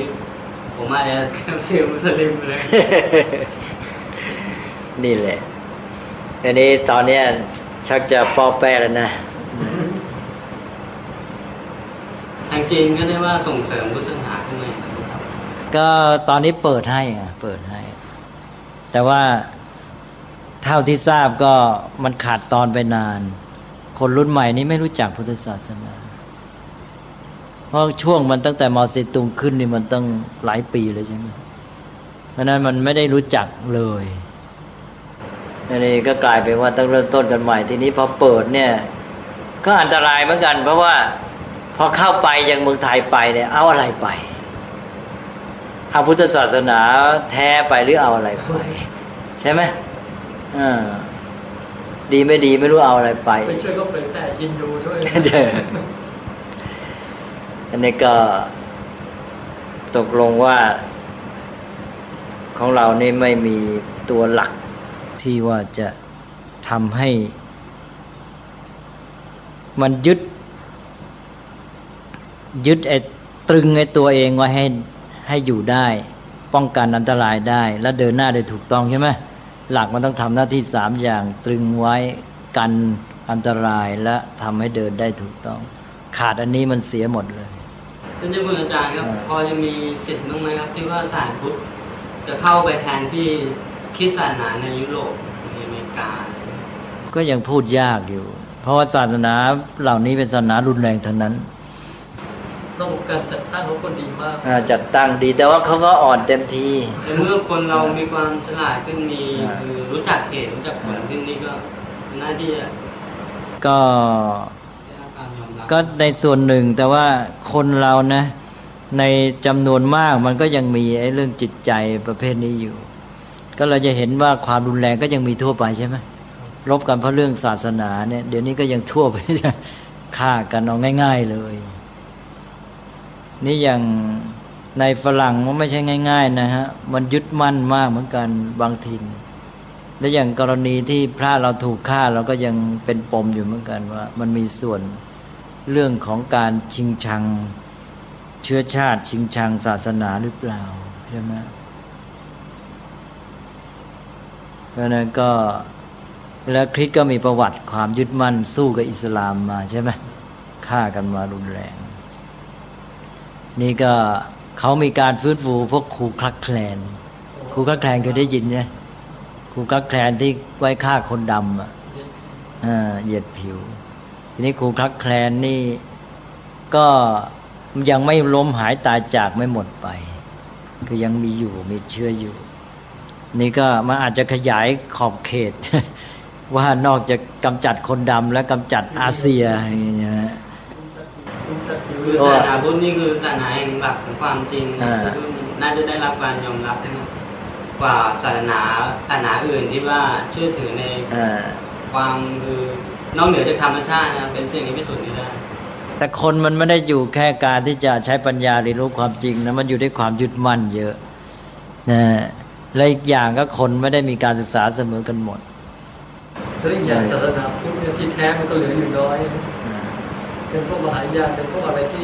จริงคือหลักความจริงธรรมชาติเป็นแปลงกายเป็นใกล้ๆฮินดูบ้าง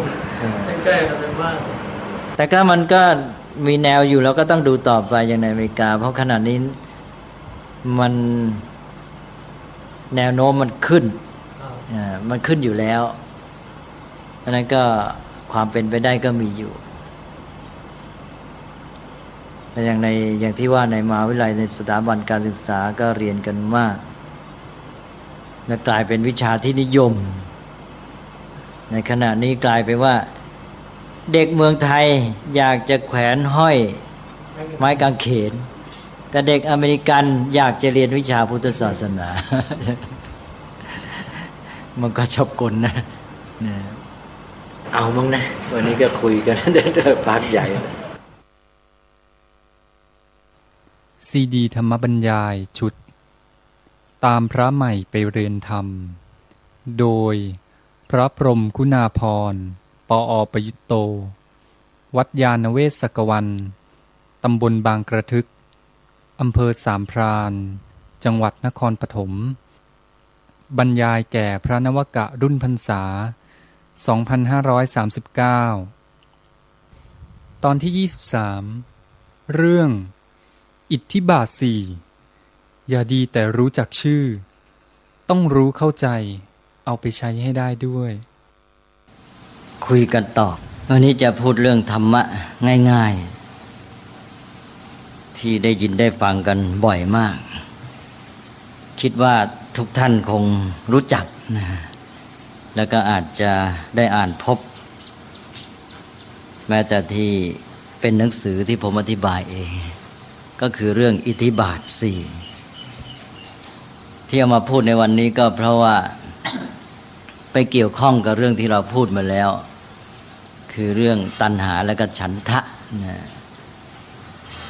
ก็เลยยกเอามาต่อมาด้วยถือว่าเป็นเรื่องสืบเนื่องนี่อิทธิบาท 4นี่อย่างที่บอกเมื่อกี้ว่าเข้าใจว่าทุกท่านเนี่ยเคยได้ยินหรือได้รู้จักถ้าหากว่าเห็นเป็นเรื่องง่ายก็ถือเป็นการทบทวนนะก็มาไล่กันตั้งแต่ความหมายของคำว่าอิทธิบาท 4แล้วก็มาดูหัวข้อทั้ง4อิทธิบาทนี่ทุกท่านคงแปลได้มั้งแปลว่าอะไร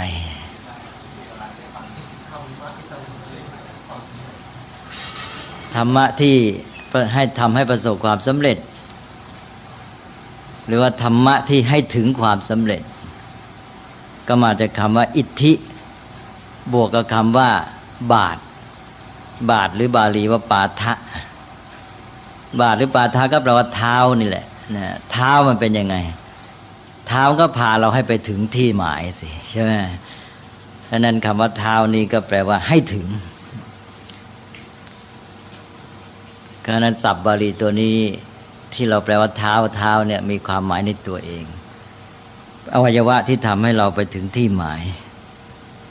ทีนี้ในที่นี้มีคำว่าอิทธินำหน้าก็แปลว่าให้ถึงความสำเร็จก็คือให้บรรลุความสำเร็จหรือทางแห่งความสำเร็จเพราะว่าเครื่องให้ถึงความสำเร็จไอ้คำว่าเครื่องให้ถึงนี่ถ้ามองในแง่ของสิ่งที่เราอาศัยเพื่อจะไปถึงความสำเร็จนั่นก็คือทางเพราะฉะนั้นก็เลยแปลอย่างว่าทางแห่งความสำเร็จแต่ว่าคำว่า ความสำเร็จนี้ก็ได้แก่คำว่าอิทธิซึ่งอิทธินั้นเรามักจะแปลกันว่าฤทธิ์เพราะคำว่าอิทธิคือคำภาษาบาลีตรงกับสันสกฤตว่าฤทธิ์แต่เวลาใช้เป็นภาษาไทยแล้วคำว่าฤทธิ์นี่ก็จะนึกไปถึงเรื่องเหาะเหินเดินอากาศทันทีอันนี้ในภาษาบาลีนั้นหรือภาษาสันสกฤตเองฤทธิ์นี่ก็คือความสำเร็จทีนี้ความสำเร็จที่ถือว่าเก่งจริงๆก็คือ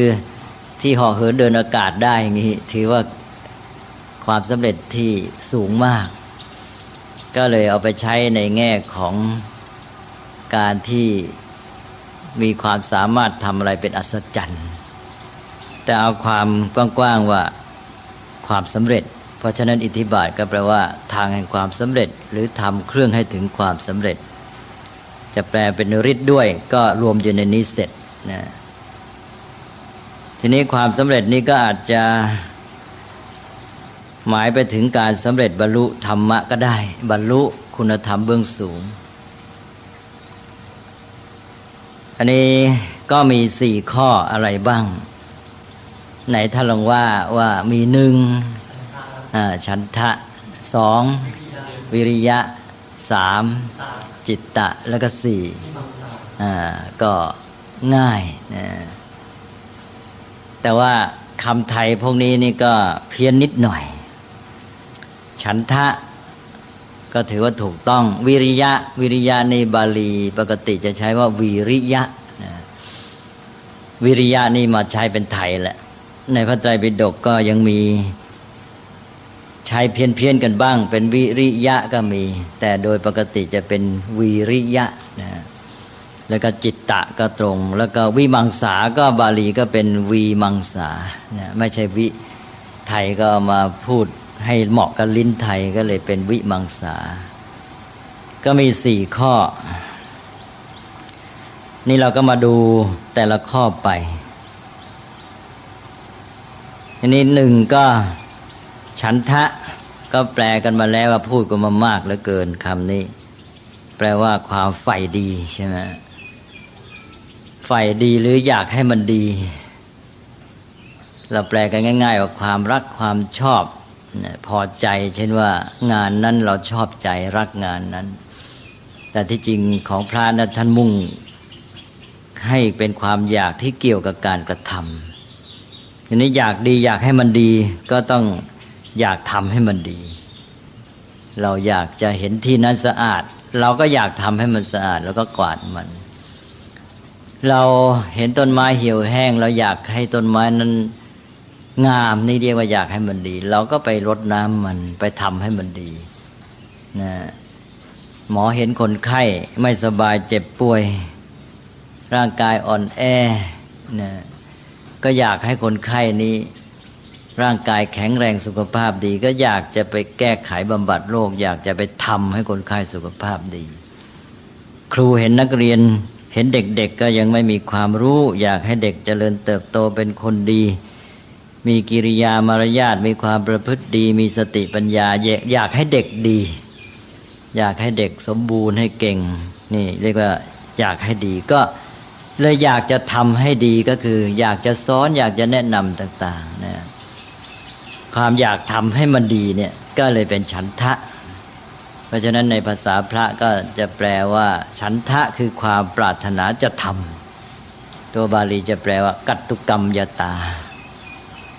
นั่นฉันทะท่านจะเรียกเต็มว่ากัตตุกรรมยตาฉันทะแปลว่าฉันทะคือความปรารถนาที่จะทำนะหมายถึงทำให้มันดี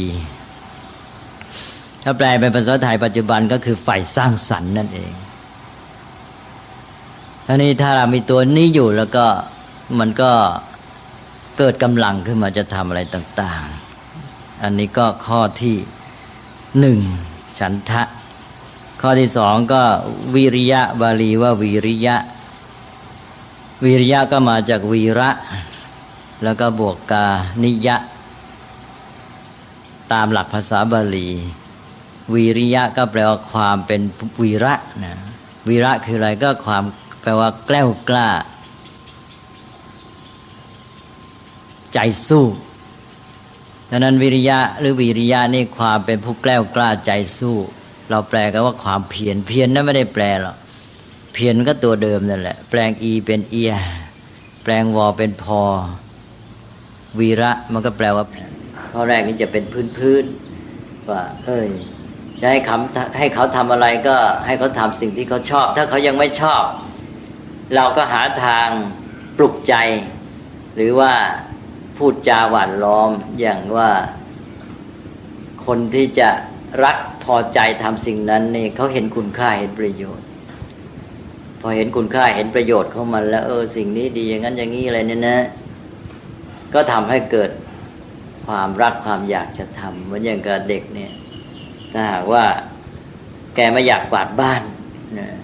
เราก็ต้องหาทางให้เห็นคุณค่าของความสะอาดให้รักความสะอาดขึ้นมาถ้าเมื่อไรเห็นคุณค่าเห็นประโยชน์ความดีของความสะอาดซึ่งครูอาจารย์พ่อแม่ก็อาจจะต้องพูดให้เห็นว่าความสะอาดมันดียังไงอะไรต่างๆพอเด็กเกิดความรักความสะอาดขึ้นมาหรือว่าพ่อแม่ก็ไม่ใช่ว่าไปพูดอย่างเดียวอาจจะกวาดให้เด็กเห็นทำความสะอาดได้ให้เด็กดูว่าโอ้นี่เห็นไหมสะอาดแล้วมันดียังไงอะไรนะเด็กมันก็มีอยู่แล้วความใฝ่ดีอย่างที่เคยยกตัวอย่างว่าเขามีมือเขาก็อยากให้มือของเขานี่สวยงามสะอาดเรียบร้อยนะร่างกายของเขาหน้าตาเขาก็อยากจะให้เรียบร้อยสวยงามสดใสสมบูรณ์อันนี้ความใฝ่ดีปรารถนาอยากจะให้มันดีอันนี้มันมีอยู่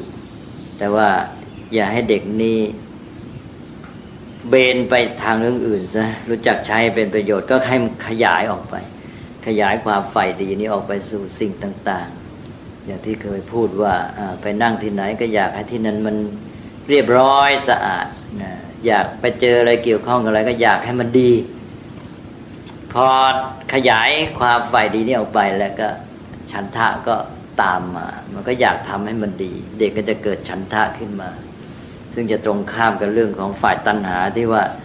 เจออะไรก็อยากจะได้อยากจะเสพเนี่ยมุ่งหาแต่อาหารอร่อยอะไรแต่อะไรเด็กจะไปอย่างนั้น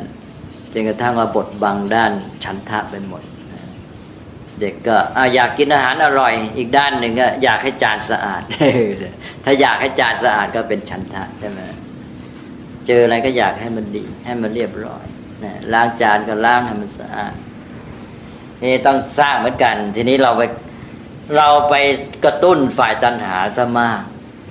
แม้แต่พ่อแม่ก็เลยทำให้เด็กนี่ไม่พัฒนาฉันทะไม่เกิดนั่นก็ควรจะจับจุดให้ได้ก็พัฒนาจากฐานที่เด็กมีเข้าอยู่แล้วในตัวนี่แหละให้ออกไปขยายไปในสิ่งต่างๆนั่นก็ทำให้เห็นคุณค่าเห็นประโยชน์แล้วก็จะอยากทำให้มันดีเกิดฉันทะพอเกิดฉันทะแล้วมันจะเกิดความเพียรขึ้นมาได้ง่ายใช่ไหมเหมือนกับว่าฉันทะนี่มาช่วยต่อไปข้ออื่น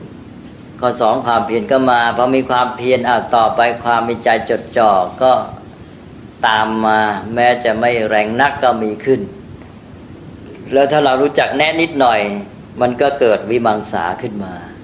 อยากจะเห็นว่าเราทดลองวิธีนี้มันสะอาดเท่านี้ถ้าทดลองวิธีโน้นมันจะสะอาดกว่าไม่อะไรต่างๆนะสมาธิมันก็มาตามด้วยตลอดในทุกข้อแต่ว่า4ข้อนี้เท่ากับว่ามาช่วยเกื้อหนุนกันโดยเฉพาะข้อ1นำไปสู่ข้อ2ข้อ3ข้อ4แต่ก็ไม่จำเป็นนะอย่างที่บอกแล้วว่าอาจจะเริ่มจากข้อไหนก็ได้ซึ่งขึ้นต่อพื้นนิสัยของแต่ละคนเด็กบางคนนี่ต้องปลุกด้วยฉันทะคือเอาความชอบใจอยากให้มันดีให้รักงานเห็นคุณค่าเป็นประโยชน์ใจจะโน้มไปในทางเนี้ยแล้วก็ทำทีนี้เด็กบางคนนี่ปลุกใจพูดจายังไงอยากจะให้มันชอบมันก็ไม่ชอบต้องใช้วิธีที่สองคือบางคนนี่มีนิสัยอย่างที่ว่าต้องเจอและให้เกิดความรู้สึกท้าทายทีนี้ถ้าพื้นเด็กนี่มีนิสัยอย่างนี้เราก็ต้องใช้วิธีทำให้สิ่งนั้นๆเป็นสิ่งที่ท้าทายความสามารถไม่ใช่พูดจาทำให้รู้สึกว่าท้าทายความสามารถของเขา พอรู้สึกว่าท้าทายอยากจะทำให้สำเร็จอยากจะเอาชนะงานนั้นก็ได้ผลเกิดวิริยะขึ้นมานะนี่แสดงว่าคนมันต่างกันพื้นจิตใจไม่เหมือนกันบางคนนี่ทำให้เกิดความเอาจริงเอาจังขึ้นมาด้วยการกระตุ้นเราเรื่องความต้องการจะเอาชนะในสิ่งที่ท้าทายความสามารถนี่บางคนนี่ปลุกวิริยะไม่ขึ้น ต้องไปเอาข้อ3ต้องให้เห็นความสำคัญ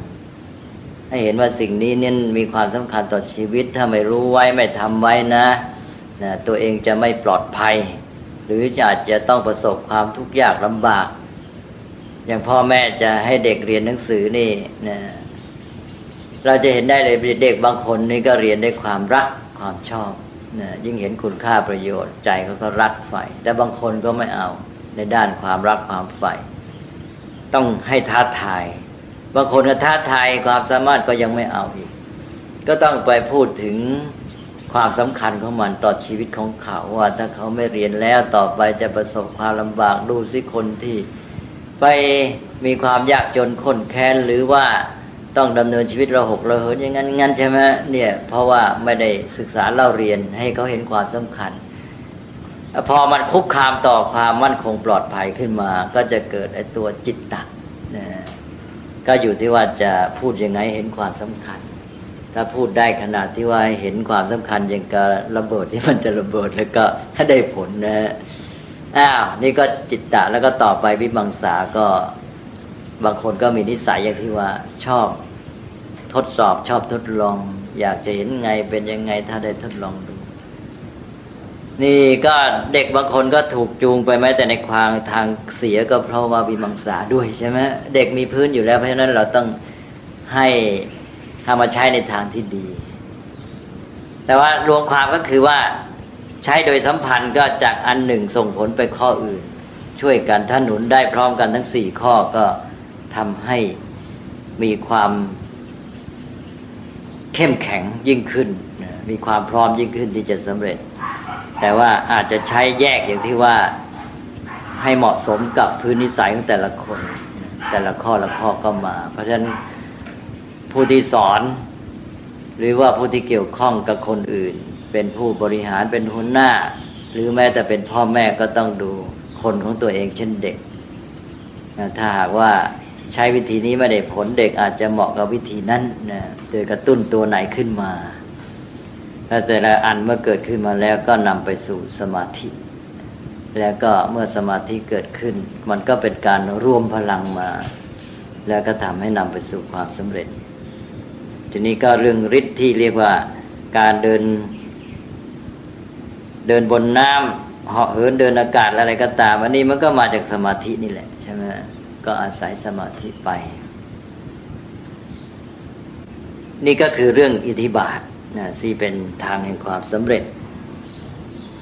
นอกจากความสำเร็จในเรื่องสิ่งที่ทำการบำเพ็ญเพียรในการกำจัดกิเลสอะไรๆแม้แต่เรื่องของการที่จะอายุยืนพระพุทธเจ้าก็ตรัสว่าถ้ามีอิทธิบาท4ก็ทำให้อายุยืนพระพุทธเจ้าก็ตรัสว่าถ้าพระองค์จะอยู่ตลอดกาลก็สามารถอยู่ได้ด้วยการบำเพ็ญอิทธิบาทนี้อายุกลับในที่นี้หมายถึงอายุกลับนะไม่ใช่หมายความว่ากลับสิ้นโลกไม่ใช่ว่าตั้งหลายพันล้านปีเนี่ยเดี๋ยวว่าพระพุทธเจ้าอยู่ตั้งเป็นหมื่นเป็นพันเป็นแสนล้านปีเลยไม่ใช่อย่างนั้นอายุกลับหมายความว่ากำหนดช่วงอายุของมนุษย์ในยุคนั้นๆอย่างในสมัยพุทธกาลก็ถือว่าอายุคนนี่ถ้าตลอดเต็มอายุกลับก็ประมาณ100ปีพระพุทธเจ้าถ้าทรงพระประสงค์จะอยู่ถึง100ปีให้ครบอายุกลับก็ทำได้ในการบำเพ็ญอิทธิบาทแต่ว่าพระองค์ได้ปรงพระชนมายุสังขารปรงใจว่าเอาละแค่นี้พอเพราะว่าได้ทำงานมาใช้ร่างกายมาพอแล้วก็พระศาสนาก็เรียกว่าตั้งมั่นพุทธบริษัท4ก็มีความสามารถพร้อมที่จะสืบต่องานของพระองค์ได้แล้วเพราะนั้นตอนที่จะปรงพระชนมายุสังขารจึงมีเงื่อนไขที่ว่าเมื่อ ภิกษุภิกษุณีอุบาสกอุบาสิกาเป็นผู้มีความรู้เข้าใจปฏิบัติได้ถูกต้องสามารถที่จะสั่งสอนแนะนำผู้อื่นได้แก้ไขผู้ที่มากล่าวมาสอนมาพูดสิ่งที่ผิดหลักการได้พระพุทธเจ้าก็ตรัสว่าถ้าเมื่อพุทธบริษัทสี่มีความพร้อมอย่างนี้แล้วพระองค์ก็ปรินิพพานได้แต่ถ้ายังไม่พร้อมพุทธบริษัทยังไม่มีคุณสมบัตินี้พระองค์ก็ยังไม่ปรินิพพานถ้าอย่างนั้นพระองค์ก็คงจะต้องบำเพ็ญอิทธิบาทสี่เพื่อจะให้อยู่ได้ตลอดกาลนี่พระองค์ก็เห็นว่าตอนนั้นพร้อมแล้วพุทธบริษัทสี่ทำหน้าที่ได้ก็เลยลงพระชนมายุสังขารก็บอกว่าเอาละเท่านี้อยู่แค่อีก3 เดือนจะปรินิพพานทีนี้ทำไมอิทธิบาทสี่นี้ทำให้อายุยืนอยู่ได้ตลอดกาลก็เป็นเรื่องที่ว่ามันเปิดไปกำลังปรุงแต่งชีวิตปรุงแต่งท่านเรียกว่าปรุงแต่งอายุนั่นเองเครื่องปรุงของอายุก็คือพลังชีวิตพลังสืบต่อชีวิตทีนี้ถ้าคนมีฉันทะวิริยะจิตตวิมังสามันก็มีเครื่องปรุงแต่งชีวิตนะทำให้ชีวิตนี้มีกำลังเกิดความมีชีวิตชีวาที่จะอยู่ถ้าไม่มีฉันทะเป็นต้นก็หมดพลังชีวิตนะทำไมล่ะคนเราที่จะอยู่ต่อไปได้เนี่ยมีชีวิตชีวามันต้องมีตัวฉันทะใจมันใฝ่ปรารถนาจะอยู่ทำไมจะอยากจะอยู่ล่ะก็อยากจะทำโน่นทำนี่มีสิ่งที่มุ่งหมายจะทำอย่างชาวบ้านก็อาจจะอยากจะเห็นลูกคนนั้นเจริญเติบโตเป็นฝั่งเป็นฝาอะไรต่างๆแล้วเนี่ยนะหรือบางคนก็อาจจะอยากทำสิ่งที่ดีงามนะใจตั้งไว้ว่าอยากจะทำสิ่งนั้นให้สำเร็จตัวเองเห็นแล้วว่าเป็นสิ่งที่ดีมากนะเป็นจุดหมายสูงสุดของชีวิตของเราจะต้องพยายามทำให้ได้พอมีฉันทะฝ่ายปรารถนาในอันนี้ที่จะทำให้สำเร็จเนี่ยมันมาเป็นตัวปรุงแต่งอายุมาปรุงแต่งชีวิตนะทำให้เกิดพลังที่จะอยู่เราจึงเห็นได้ว่าผู้ที่เกิดความท้อแท้เกิดความเหี่ยวเฉาว่าตัวเองไม่รู้จะมีชีวิตอยู่ทำไมเนี่ยนะก็มักจะอยู่ไม่ได้ยาวเพราะว่าชีวิตขาดพลังอย่างที่ว่ามันก็เหี่ยวเฉาไปยกตัวอย่างง่ายๆอย่างคนที่เกษียณอายุตอนที่ทำงานนี่ก็มีพลังแข็งแรงอะไรต่างๆมีโน่นมีนี่จะทำอยู่เรื่อยคิดจะทำเพราะเป็นคนเอาใจใส่รับผิดชอบต่องานมีเรื่องต้องทำอยากจะทำพอเกษียณอายุนี่ไม่รู้จะทำอะไรแล้วเนี่ยสิ่งที่จะทำนั้นก็ไม่อยู่ในอำนาจของตัวที่จะทำตัวเองหมดหน้าที่หมดความรับผิดชอบพออย่างนี้แล้วไม่รู้จะทำอะไรใจก็เคว้งคว้างแล้วก็อ้างว้างขาดเป้าหมายที่จะเป็นอยู่เฉาเลยดีไม่ดีก็เลยเดี๋ยวเป็นโรคโน้นเป็นโรคนี้ไปเพราะนั้นก็เลยต้องให้หาสิ่งที่เป็นเป้าหมายที่ดีงามมายึดต่อพอเกษียณแล้วต้องหาอะไรที่ดีงามมาสำหรับให้ใจนี่มาใฝ่ปรารถนาอยากจะเห็นสิ่งนี้จุดหมายดีนี้สำเร็จเป็นเรื่องเกี่ยวกับลูกบ้างเป็นเรื่องเกี่ยวกับตัวเองบ้างถ้าเป็นสิ่งที่ดีก็อาจจะเป็นหาอะไรที่ดีงามที่น่าจะทำใจก็นึกถึงสิ่งนั้นและอยากจะทำให้สำเร็จถ้ามีแม้แต่อันเดียวที่เป็นจุดหมายที่ดีชัดนะเห็นด้วยปัญญาและใจนี่มีความปรารถนามากเนี่ยจะทำให้แรงให้มีพลังชีวิตแรงมากอย่างที่พูดว่าถ้าอันนี้ไม่สำเร็จฉันตายไม่ได้เพราะงั้นบางคนจะพูดอย่างนี้นะเนี่ยในตัวนี้มันจะทำให้มีชีวิตอยู่ต่อไปนั้นฉันทะนี่เป็นตัวที่สำคัญมากมีอันนี้แล้วชีวิตมันก็มีกำลังเกิดความมีชีวิตชีวาทันทีเลยนะไม่อยู่ไปเรื่อยๆเรื่อยๆเปื่อยๆเช้าไม่รู้จะอยู่ไปทำไมนี่คนเรามันขาดกำลังใจนะเราจะเห็นได้ว่าอย่างคนเจ็บป่วยไข้เนี่ยพอหมดกำลังใจสักอย่างก็สุดรวดเร็วแต่ถ้ามีกำลังใจแล้วแม้แต่ว่าร่างกายจะแย่มันก็ยังพยุงร่างกายไปได้เพราะฉะนั้นฉันทานี้ก็สำคัญมากแล้วเกิดวิริยะก็เป็นตัวกำลังเลยใจสู้จะทำนั้นทำนี้ให้สำเร็จนะยิ่งยากยิ่งสู้ ถ้าหากว่าเจอว่ายิ่งยากยิ่งสู้ยิ่งยากยิ่งได้พัฒนาตัวเองมากนะใจเอาจริงๆก็พลังก็ยิ่งเกิดใหญ่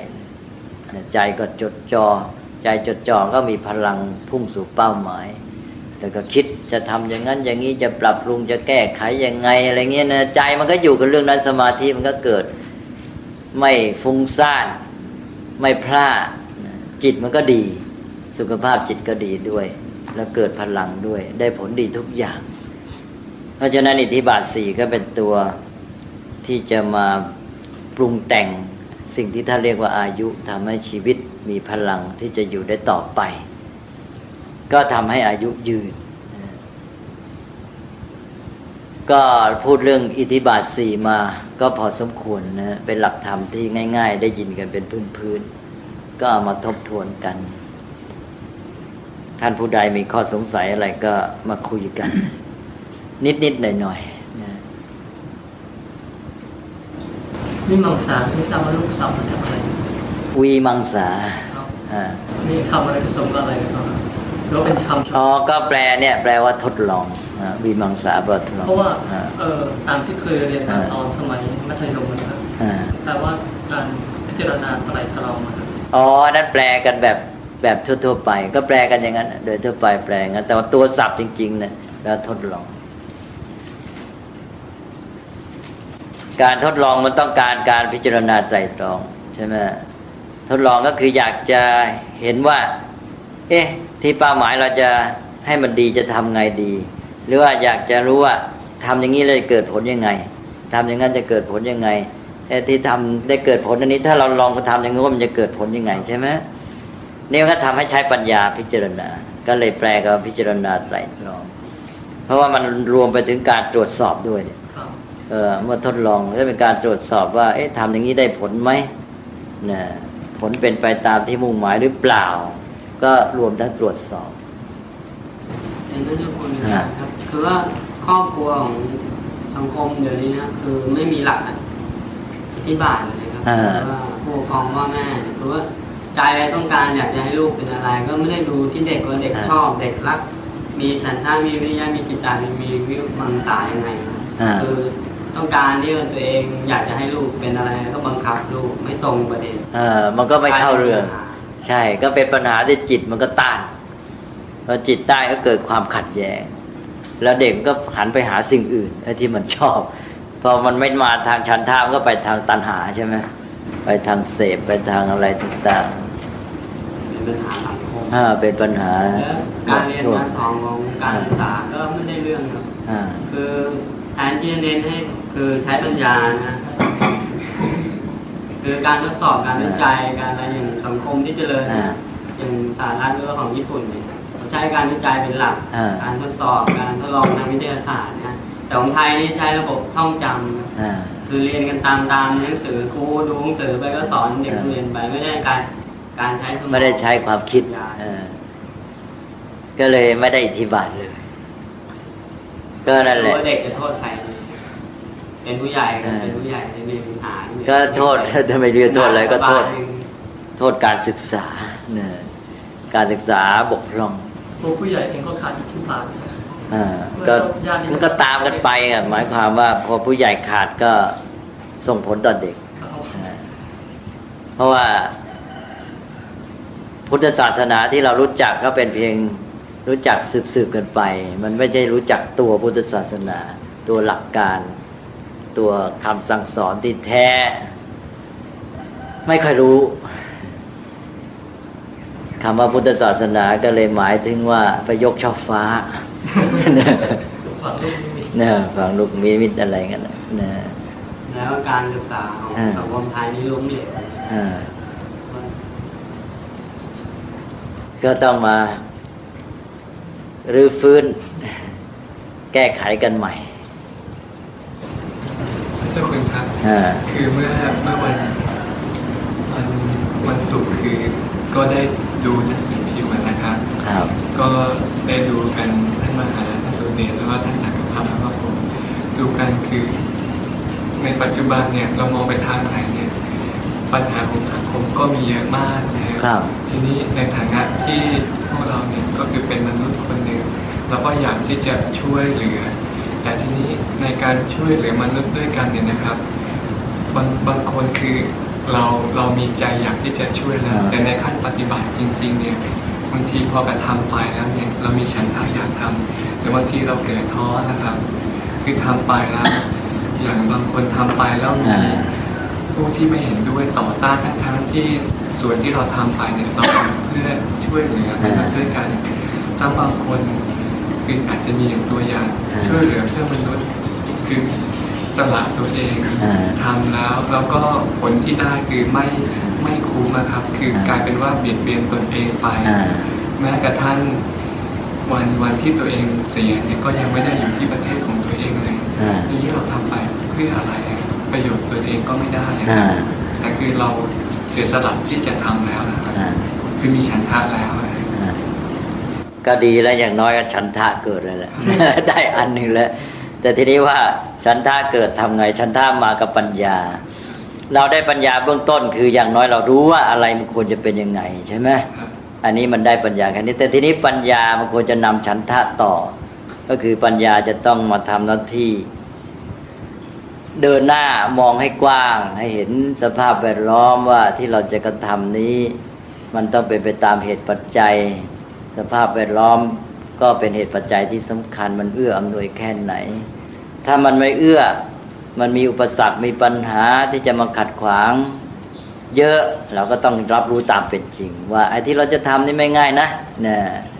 และอาจจะไม่สำเร็จก็ได้เตรียมใจไว้ก่อนใช่ไหมด้วยความรู้เนี่ยมันจะทำให้เราเนี่ยวางใจได้ถูกต้อง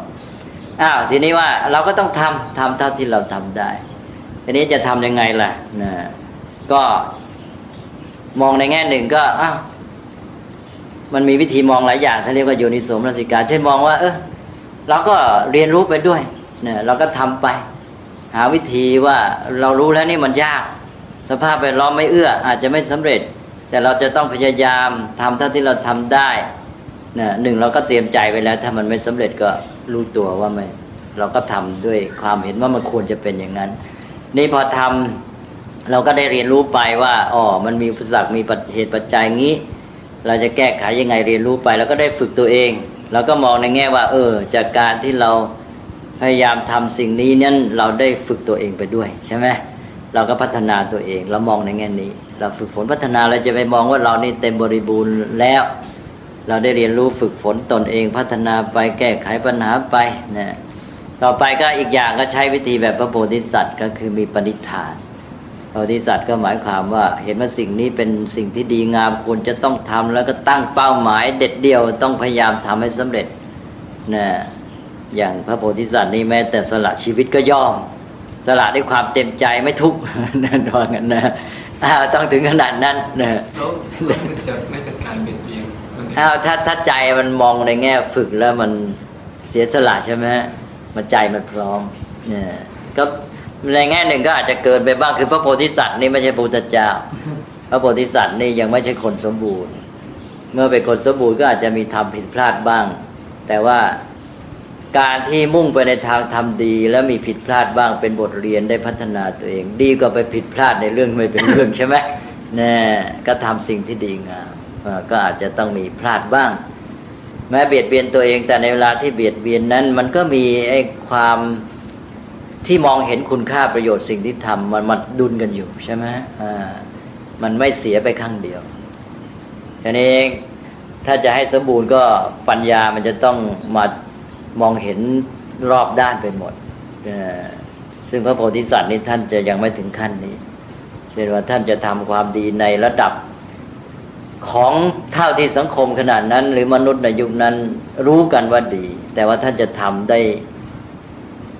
มากกว่าเขาหรือยอดเยี่ยมกว่าคนอื่นในสิ่งที่ยอมรับกันว่าดีแต่ว่าสิ่งที่เขายอมรับว่าดีนั้นท่านทำไปแล้วท่านอาจจะผิดก็ได้เพราะสิ่งที่เขายึดถือมันผิดอย่างพระโพธิสัตว์ที่ไปบำเพ็ญฌานจึงก็ได้อภิญญาได้อภิญญา5ก็เก่งกับเขาในอภิญญา5ใช่ไหมแต่ก็ไม่ใช่หมายความว่านั้นถูกใช่ไหมพระโพธิสัตว์ก็ทำดีสูงสุดเท่าที่เขาทำได้ในสิ่งที่ยอมรับกันว่าดีนั้นนี่คือแง่ของพระโพธิสัตว์ที่ว่า ทำดีด้วยใจจริงบริสุทธิ์ใจและทำอย่างเต็มกำลังความสามารถได้ยอดเยี่ยมเลยนี่เป็นความดีของพระโพธิสัตว์ซึ่งอาจจะทำยิ่งกว่าพระอรหันต์นี่ในแง่นี้แต่เป็นความไม่สมบูรณ์ในแง่ที่ว่าเพราะท่านปัญญาที่ตรัสรู้อย่างไม่มีเพราะฉะนั้นการมองสิ่งต่างๆก็อาจจะมีแง่ผิดแม้แต่ทำความเพียรในความดีเกินไปไม่ตรงกับเรื่องแต่อย่างที่ว่าก็ไปบำเพ็ญฌานสมาบัติพระโพธิสัตว์หลายชาติก็ไปบำเพ็ญได้ฌานสมาบัติไปเกิดในพรหมโลกก็ไปจบแค่นั้นใช่ไหมพระโพธิสัตว์ก็เก่งแต่ก็ได้ความดีที่เขายอมรับกันเท่านั้น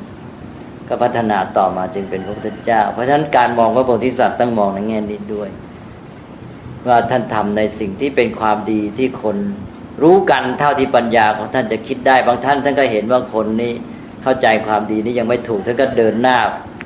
ให้เขาเข้าใจความดีนั้นถูกต้องยิ่งขึ้นแต่ถึงงั้นท่านก็ยังไม่จบสิ้นยังไม่บริบูรณ์เพราะนั้นเรื่องพระโพธิสัตว์ก็ยังอยู่แค่ในระดับของมนุษย์ปุถุชนที่พยายามพัฒนาเต็มที่แต่ว่าเก่งในแง่ของปณิธานความเอาจริงเอาจังความเสียสละตั้งใจทำความดีแต่ยังพลาดได้เพราะปัญญาไม่เต็มที่พระเดชพระคุณครับเดี๋ยวเรื่องนี้ถ้าเราพิจารณาว่าบางครั้งเนี่ยเมื่อถึงข่าวขับขันหรือว่าอะไรก็ตามแต่เนี่ยการเสียชีพเพื่อรักษาธรรมเนี่ยนะฮะคือเป็นการเบียดเบียนตัวเองนะฮะก็คือถ้าจะถือก็มันก็มีเหตุผลพอหมายความว่าเหตุผลที่เราทำเนี่ยเหตุผลนี่มันเหนือกว่าถึงกับยอมสละได้ใช่ไหมจะยอมสละเพราะนั้นในกรณีนี้ในเมื่อเหตุผลในทางที่ดีนี่มันสูงกว่าก็เลยไม่ถือเป็นการเบียดเบียนถ้ามองได้เหตุผลธรรมดาก็เป็นการเบียดเบียนก็เหมือนอย่างพระโพธิสัตว์แค่ว่าจะไปช่วยชีวิตคนอื่นและยอมสละชีวิตของตนแค่นี้ถ้ามองในแง่สายตาธรรมดาก็เบียดเบียนตนเองถูกไหมแต่ว่าท่านต้องการทำความดีมีตัวเช่นว่ามีเมตตามีกรุณนั้นมันสูงมันแรงมากใช่ไหมเราเอาอะไรมาวัดก็ต้องเอาตัวคุณธรรมนั้นมาวัดใช่ไหมว่าตัวกรุณามันตัวที่ทำให้พ้นจากความหมายที่เป็นการเบียดเบียนตัวเองมันทำเพื่อจุดมุ่งหมายที่ดีงามคือจากจุดนี้เรามองกลับไปที่สังคมนะสังคมไทยในปัจจุบันเนี่ยมันขาดซึ่งมุทิตานะฮะโดยมากเนี่ยก็คือเห็นใครที่ดีหรือว่าแม้ว่าจะมีเจตนาดีทำดีโดยที่ไม่ได้หวังผลก็ตามแต่เมื่อเขาเด่นขึ้นมาเนี่ยก็ไม่ว่าจะเป็นฝ่ายบริหารก็ตามหรือจะเป็นคนทั่วไปก็ตามก็จะมีจิตที่อิจฉาหรือริษยาหรือว่าไม่มีโยนิโสนมัสสิการในการที่จะรับฟังข้อเสนอนะฮะสุดท้ายนี่ก็ทำให้คนที่มีฉันทะมีวิริยะเนี่ยมีที่บาทพร้อมนะฮะก็จะท้อได้ก็นั่นต้องใช้คุณธรรมข้ออื่นเข้าประก็นั่นแหละก็บอกว่านี่แหละเป็นบททดสอบเราไงใช่ไหมก็เราต้องมองด้วยปัญญาเห็นว่าสภาพสังคมเป็นอย่างนี้พื้นเพนิสัยของคนทั่วไปค่านิยมเป็นอย่างนี้เราทำความดีในสภาพสังคมอย่างนี้เราจะต้องยอมรับว่าเราจะต้องเจออุปสรรคมาเจอแล้วเราจะต้องถือเป็นบททดสอบมาเป็นเครื่องพัฒนาตัวเราแล้วเมื่อมันยากนะการทำเพื่อจุดหมายที่ดีงามให้สำเร็จถ้าทำวิธีนี้ท่านต้องลำบากตัวแต่ถ้าท่านมีปัญญามากขึ้นท่านอาจจะเห็นวิธีการที่มันดีแยบยลยิ่งขึ้นที่ทำให้ได้ผลดีทุกฝ่ายไม่เกิดปัญหาไม่เกิดความลำบากใช่ไหมแต่มันก็ต้องขึ้นต่อปัญญาด้วยความสามารถที่จะแก้ปัญหาเนี่ยบางคนแก้ปัญหาเรื่องนี้แม้ต้องทำด้วยความลำบากใช่ไหมต้องเจออุปสรรคต้องเจอคนต่อต้านแต่อีกคนหนึ่งหรือตัวคนนั้นเองเมื่อพัฒนาความสามารถสติปัญญาไปมากขึ้นมีวิธีการดำเนินการหรือดีนกับเรื่องนี้ดีขึ้นใช่ไหมจนกระทั่งเอาไอ้คนที่จะเป็นอุปสรรคมาเป็นมิตรมาเป็นตัวหนุนได้อันนี้ก็อยู่ที่ว่าพัฒนาตัวเองให้มีปัญญามากขึ้นใช่ไหมพระเดชพระคุณครับถ้าในกรณีอย่างนี้เนี่ยเราพูดถึงว่าอิทธิบาท4แล้วเราก็ต้องใช้สัพพุริสธรรมด้วยหรือเปล่าเพราะอย่างบางครั้งเนี่ยอันนี้เวลานี้เรากำลังพูดเฉพาะจุดแน่นอนเลยธรรมะมันต้องมาประโยชน์ของสังคมประเทศชาติแท้จริงไหมใช่ไหมก็อยู่ที่อันนี้เป็นสำคัญคือบางเรื่องนี่เราก็จะพูดตัดสินทันทีได้ยากใช่ไหมต้องไป รู้ให้รู้ดีก็รู้ถึงเจตนาแต่เจตนาคนนี่เจตนาดีนะก็ยังไม่พอถ้าปัญญาไม่ดีพอก็ด้วยความรู้เท่าไม่ถึงการแม้เจตนาดีก็ทำให้เกิดผลร้ายเพราะฉะนั้นมันจึงต้องควบกันเรื่อยใช่ไหมเจตนาดีบริสุทธิ์นะไม่ได้คิดร้ายนะมุ่งสิ่งที่ดีงามเป็นประโยชน์แต่พร้อมกันนั้นปัญญาความรู้เข้าใจก็ต้องพร้อมด้วยปัญญาจึงต้องพัฒนาเสมอขาดไม่ได้เพราะว่าปัญญาบกพร่องเมื่อไรนี่พลาดทันทียังองค์ประกอบของปัญญานี่ไม่ทราบว่าจะให้พระเดชพระคุณแจกตอนนี้หรือว่าควรจะเก็บไว้คราวหน้าครับเพราะว่าก็คงจะต้องเอาไว้คราวหน้าจะหมายถึงยังไงล่ะคืออย่างปัญญานี่อย่างสัมมาทิฏฐินี่ก็เป็นส่วนหนึ่งของปัญญาใช่ไหมอ๋อชื่อต่างๆชื่อต่างๆที่จะเป็นองค์ประกอบของคำว่าปัญญา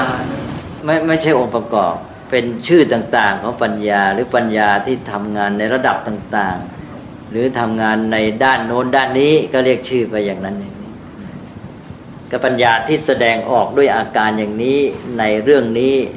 เพื่อวัตถุประสงค์แบบนี้อะไรเงี้ยนะก็จะมีชื่อเรียกต่างๆกันปัญญาก็เป็นเรื่องใหญ่เรื่องหนึ่งวันนี้เดี๋ยวจะเลยเวลาไปมากพระเดชคุณอาจารย์ในกรณีที่บางครั้งเนี่ยเราใช้ที่บาทก็แล้วนี่ถ้ายังไม่สำเร็จในช่วงนั้นเนี่ยถ้าเราไม่ท้อเนี่ยเดินก่อนนะครับเราก็ต้องรอเวลาที่เหมาะสมใช่ไหมครับในการที่จะทำสิ่งก็ที่จะบรรลุเป้าหมายนะครับคือบางครั้งอาจจะต้องรอบางครั้งก็ทำให้เกิดความพร้อมด้วยการสร้างความพร้อมขึ้นมายกตัวอย่างง่ายๆเหมือนจะคนที่เรียนเนี่ยคนที่ปฏิบัติธรรมเขายังมีอินทรีย์ไม่แก่กล้าพอเรียกสมัยนี้ว่ายังไม่พร้อมยังขาดความพร้อมทีนี้ทำไงล่ะจะให้เขาพร้อมเพราะถ้าเขาไม่พร้อมก็ไม่ได้ผลแล้วจะให้เขาพร้อมก็ต้องรอใช่ไหมถ้าไม่รอทำไงพยายามทำให้เขาพร้อมก็มี2 วิธีก็แปลว่าต้องให้เขาพร้อมแหละรอให้เขาพร้อมเองหรือเราจะพยายามทำให้เขาพร้อมบางทีก็ต้องประยุกต์ทั้ง2 ข้ออย่างพระพุทธเจ้าจะทรงใช้วิธีว่าดูว่าคนนี้ยังไม่พร้อมอินทรีย์ยังไม่แก่กล้าก็บ่มอินทรีย์เลยบ่มอินทรีย์หมายความว่าทำให้มันพร้อมสิทีนี้เนี่ยก็หาวิธีการมาทำให้เขาเข้าถึงความพร้อมใช่ไหมแต่ตกลงก็คือว่าต้องพยายามให้เขาพร้อมก่อนแต่ว่าจะรอให้เป็นไปเองหรือจะพยายามทำให้เขาพร้อมขึ้นกับปัญญาด้วยทีนี้ก็ต้องขึ้นกับปัญญาของผู้ที่จะไปสอนเขาด้วยใช่ไหมว่าจะมีวิธีการยังไงที่จะสร้างความพร้อมพระพุทธเจ้าก็จะมีวิธีการที่จะทำให้คนพร้อมเนี่ยซึ่งเป็นการปฏิบัติแต่ละบุคคลใช่ไหมเพราะแต่ละบุคคลนี่มันมีปัจจัยของตัวเองไม่เหมือนกันเพราะฉะนั้นก็ต้องดูว่าคนนี้เป็นยังไงพื้นเพเป็นยังไงมีจริตอัธยาศัยยังไงเนี่ยทำยังไงจะให้เขาพร้อมขึ้นมาได้ก็จึงมีธรรมะบางหมวดที่เรียกว่าธรรมะเป็นเครื่องบ่มอินทรีย์ว่างั้นนะก็ช่วยบ่มอินทรีย์ที่ยังไม่พร้อมให้มันพร้อมขึ้นมา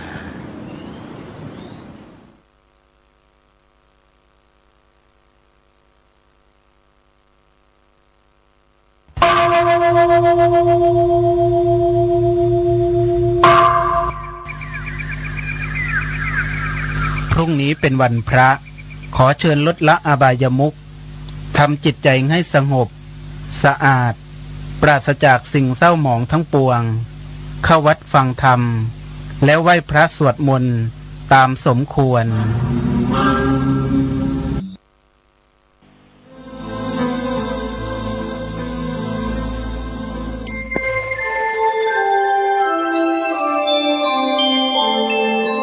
ขณะนี้ท่านกำลังฟังสถานีวิทยุกระจายเสียง FM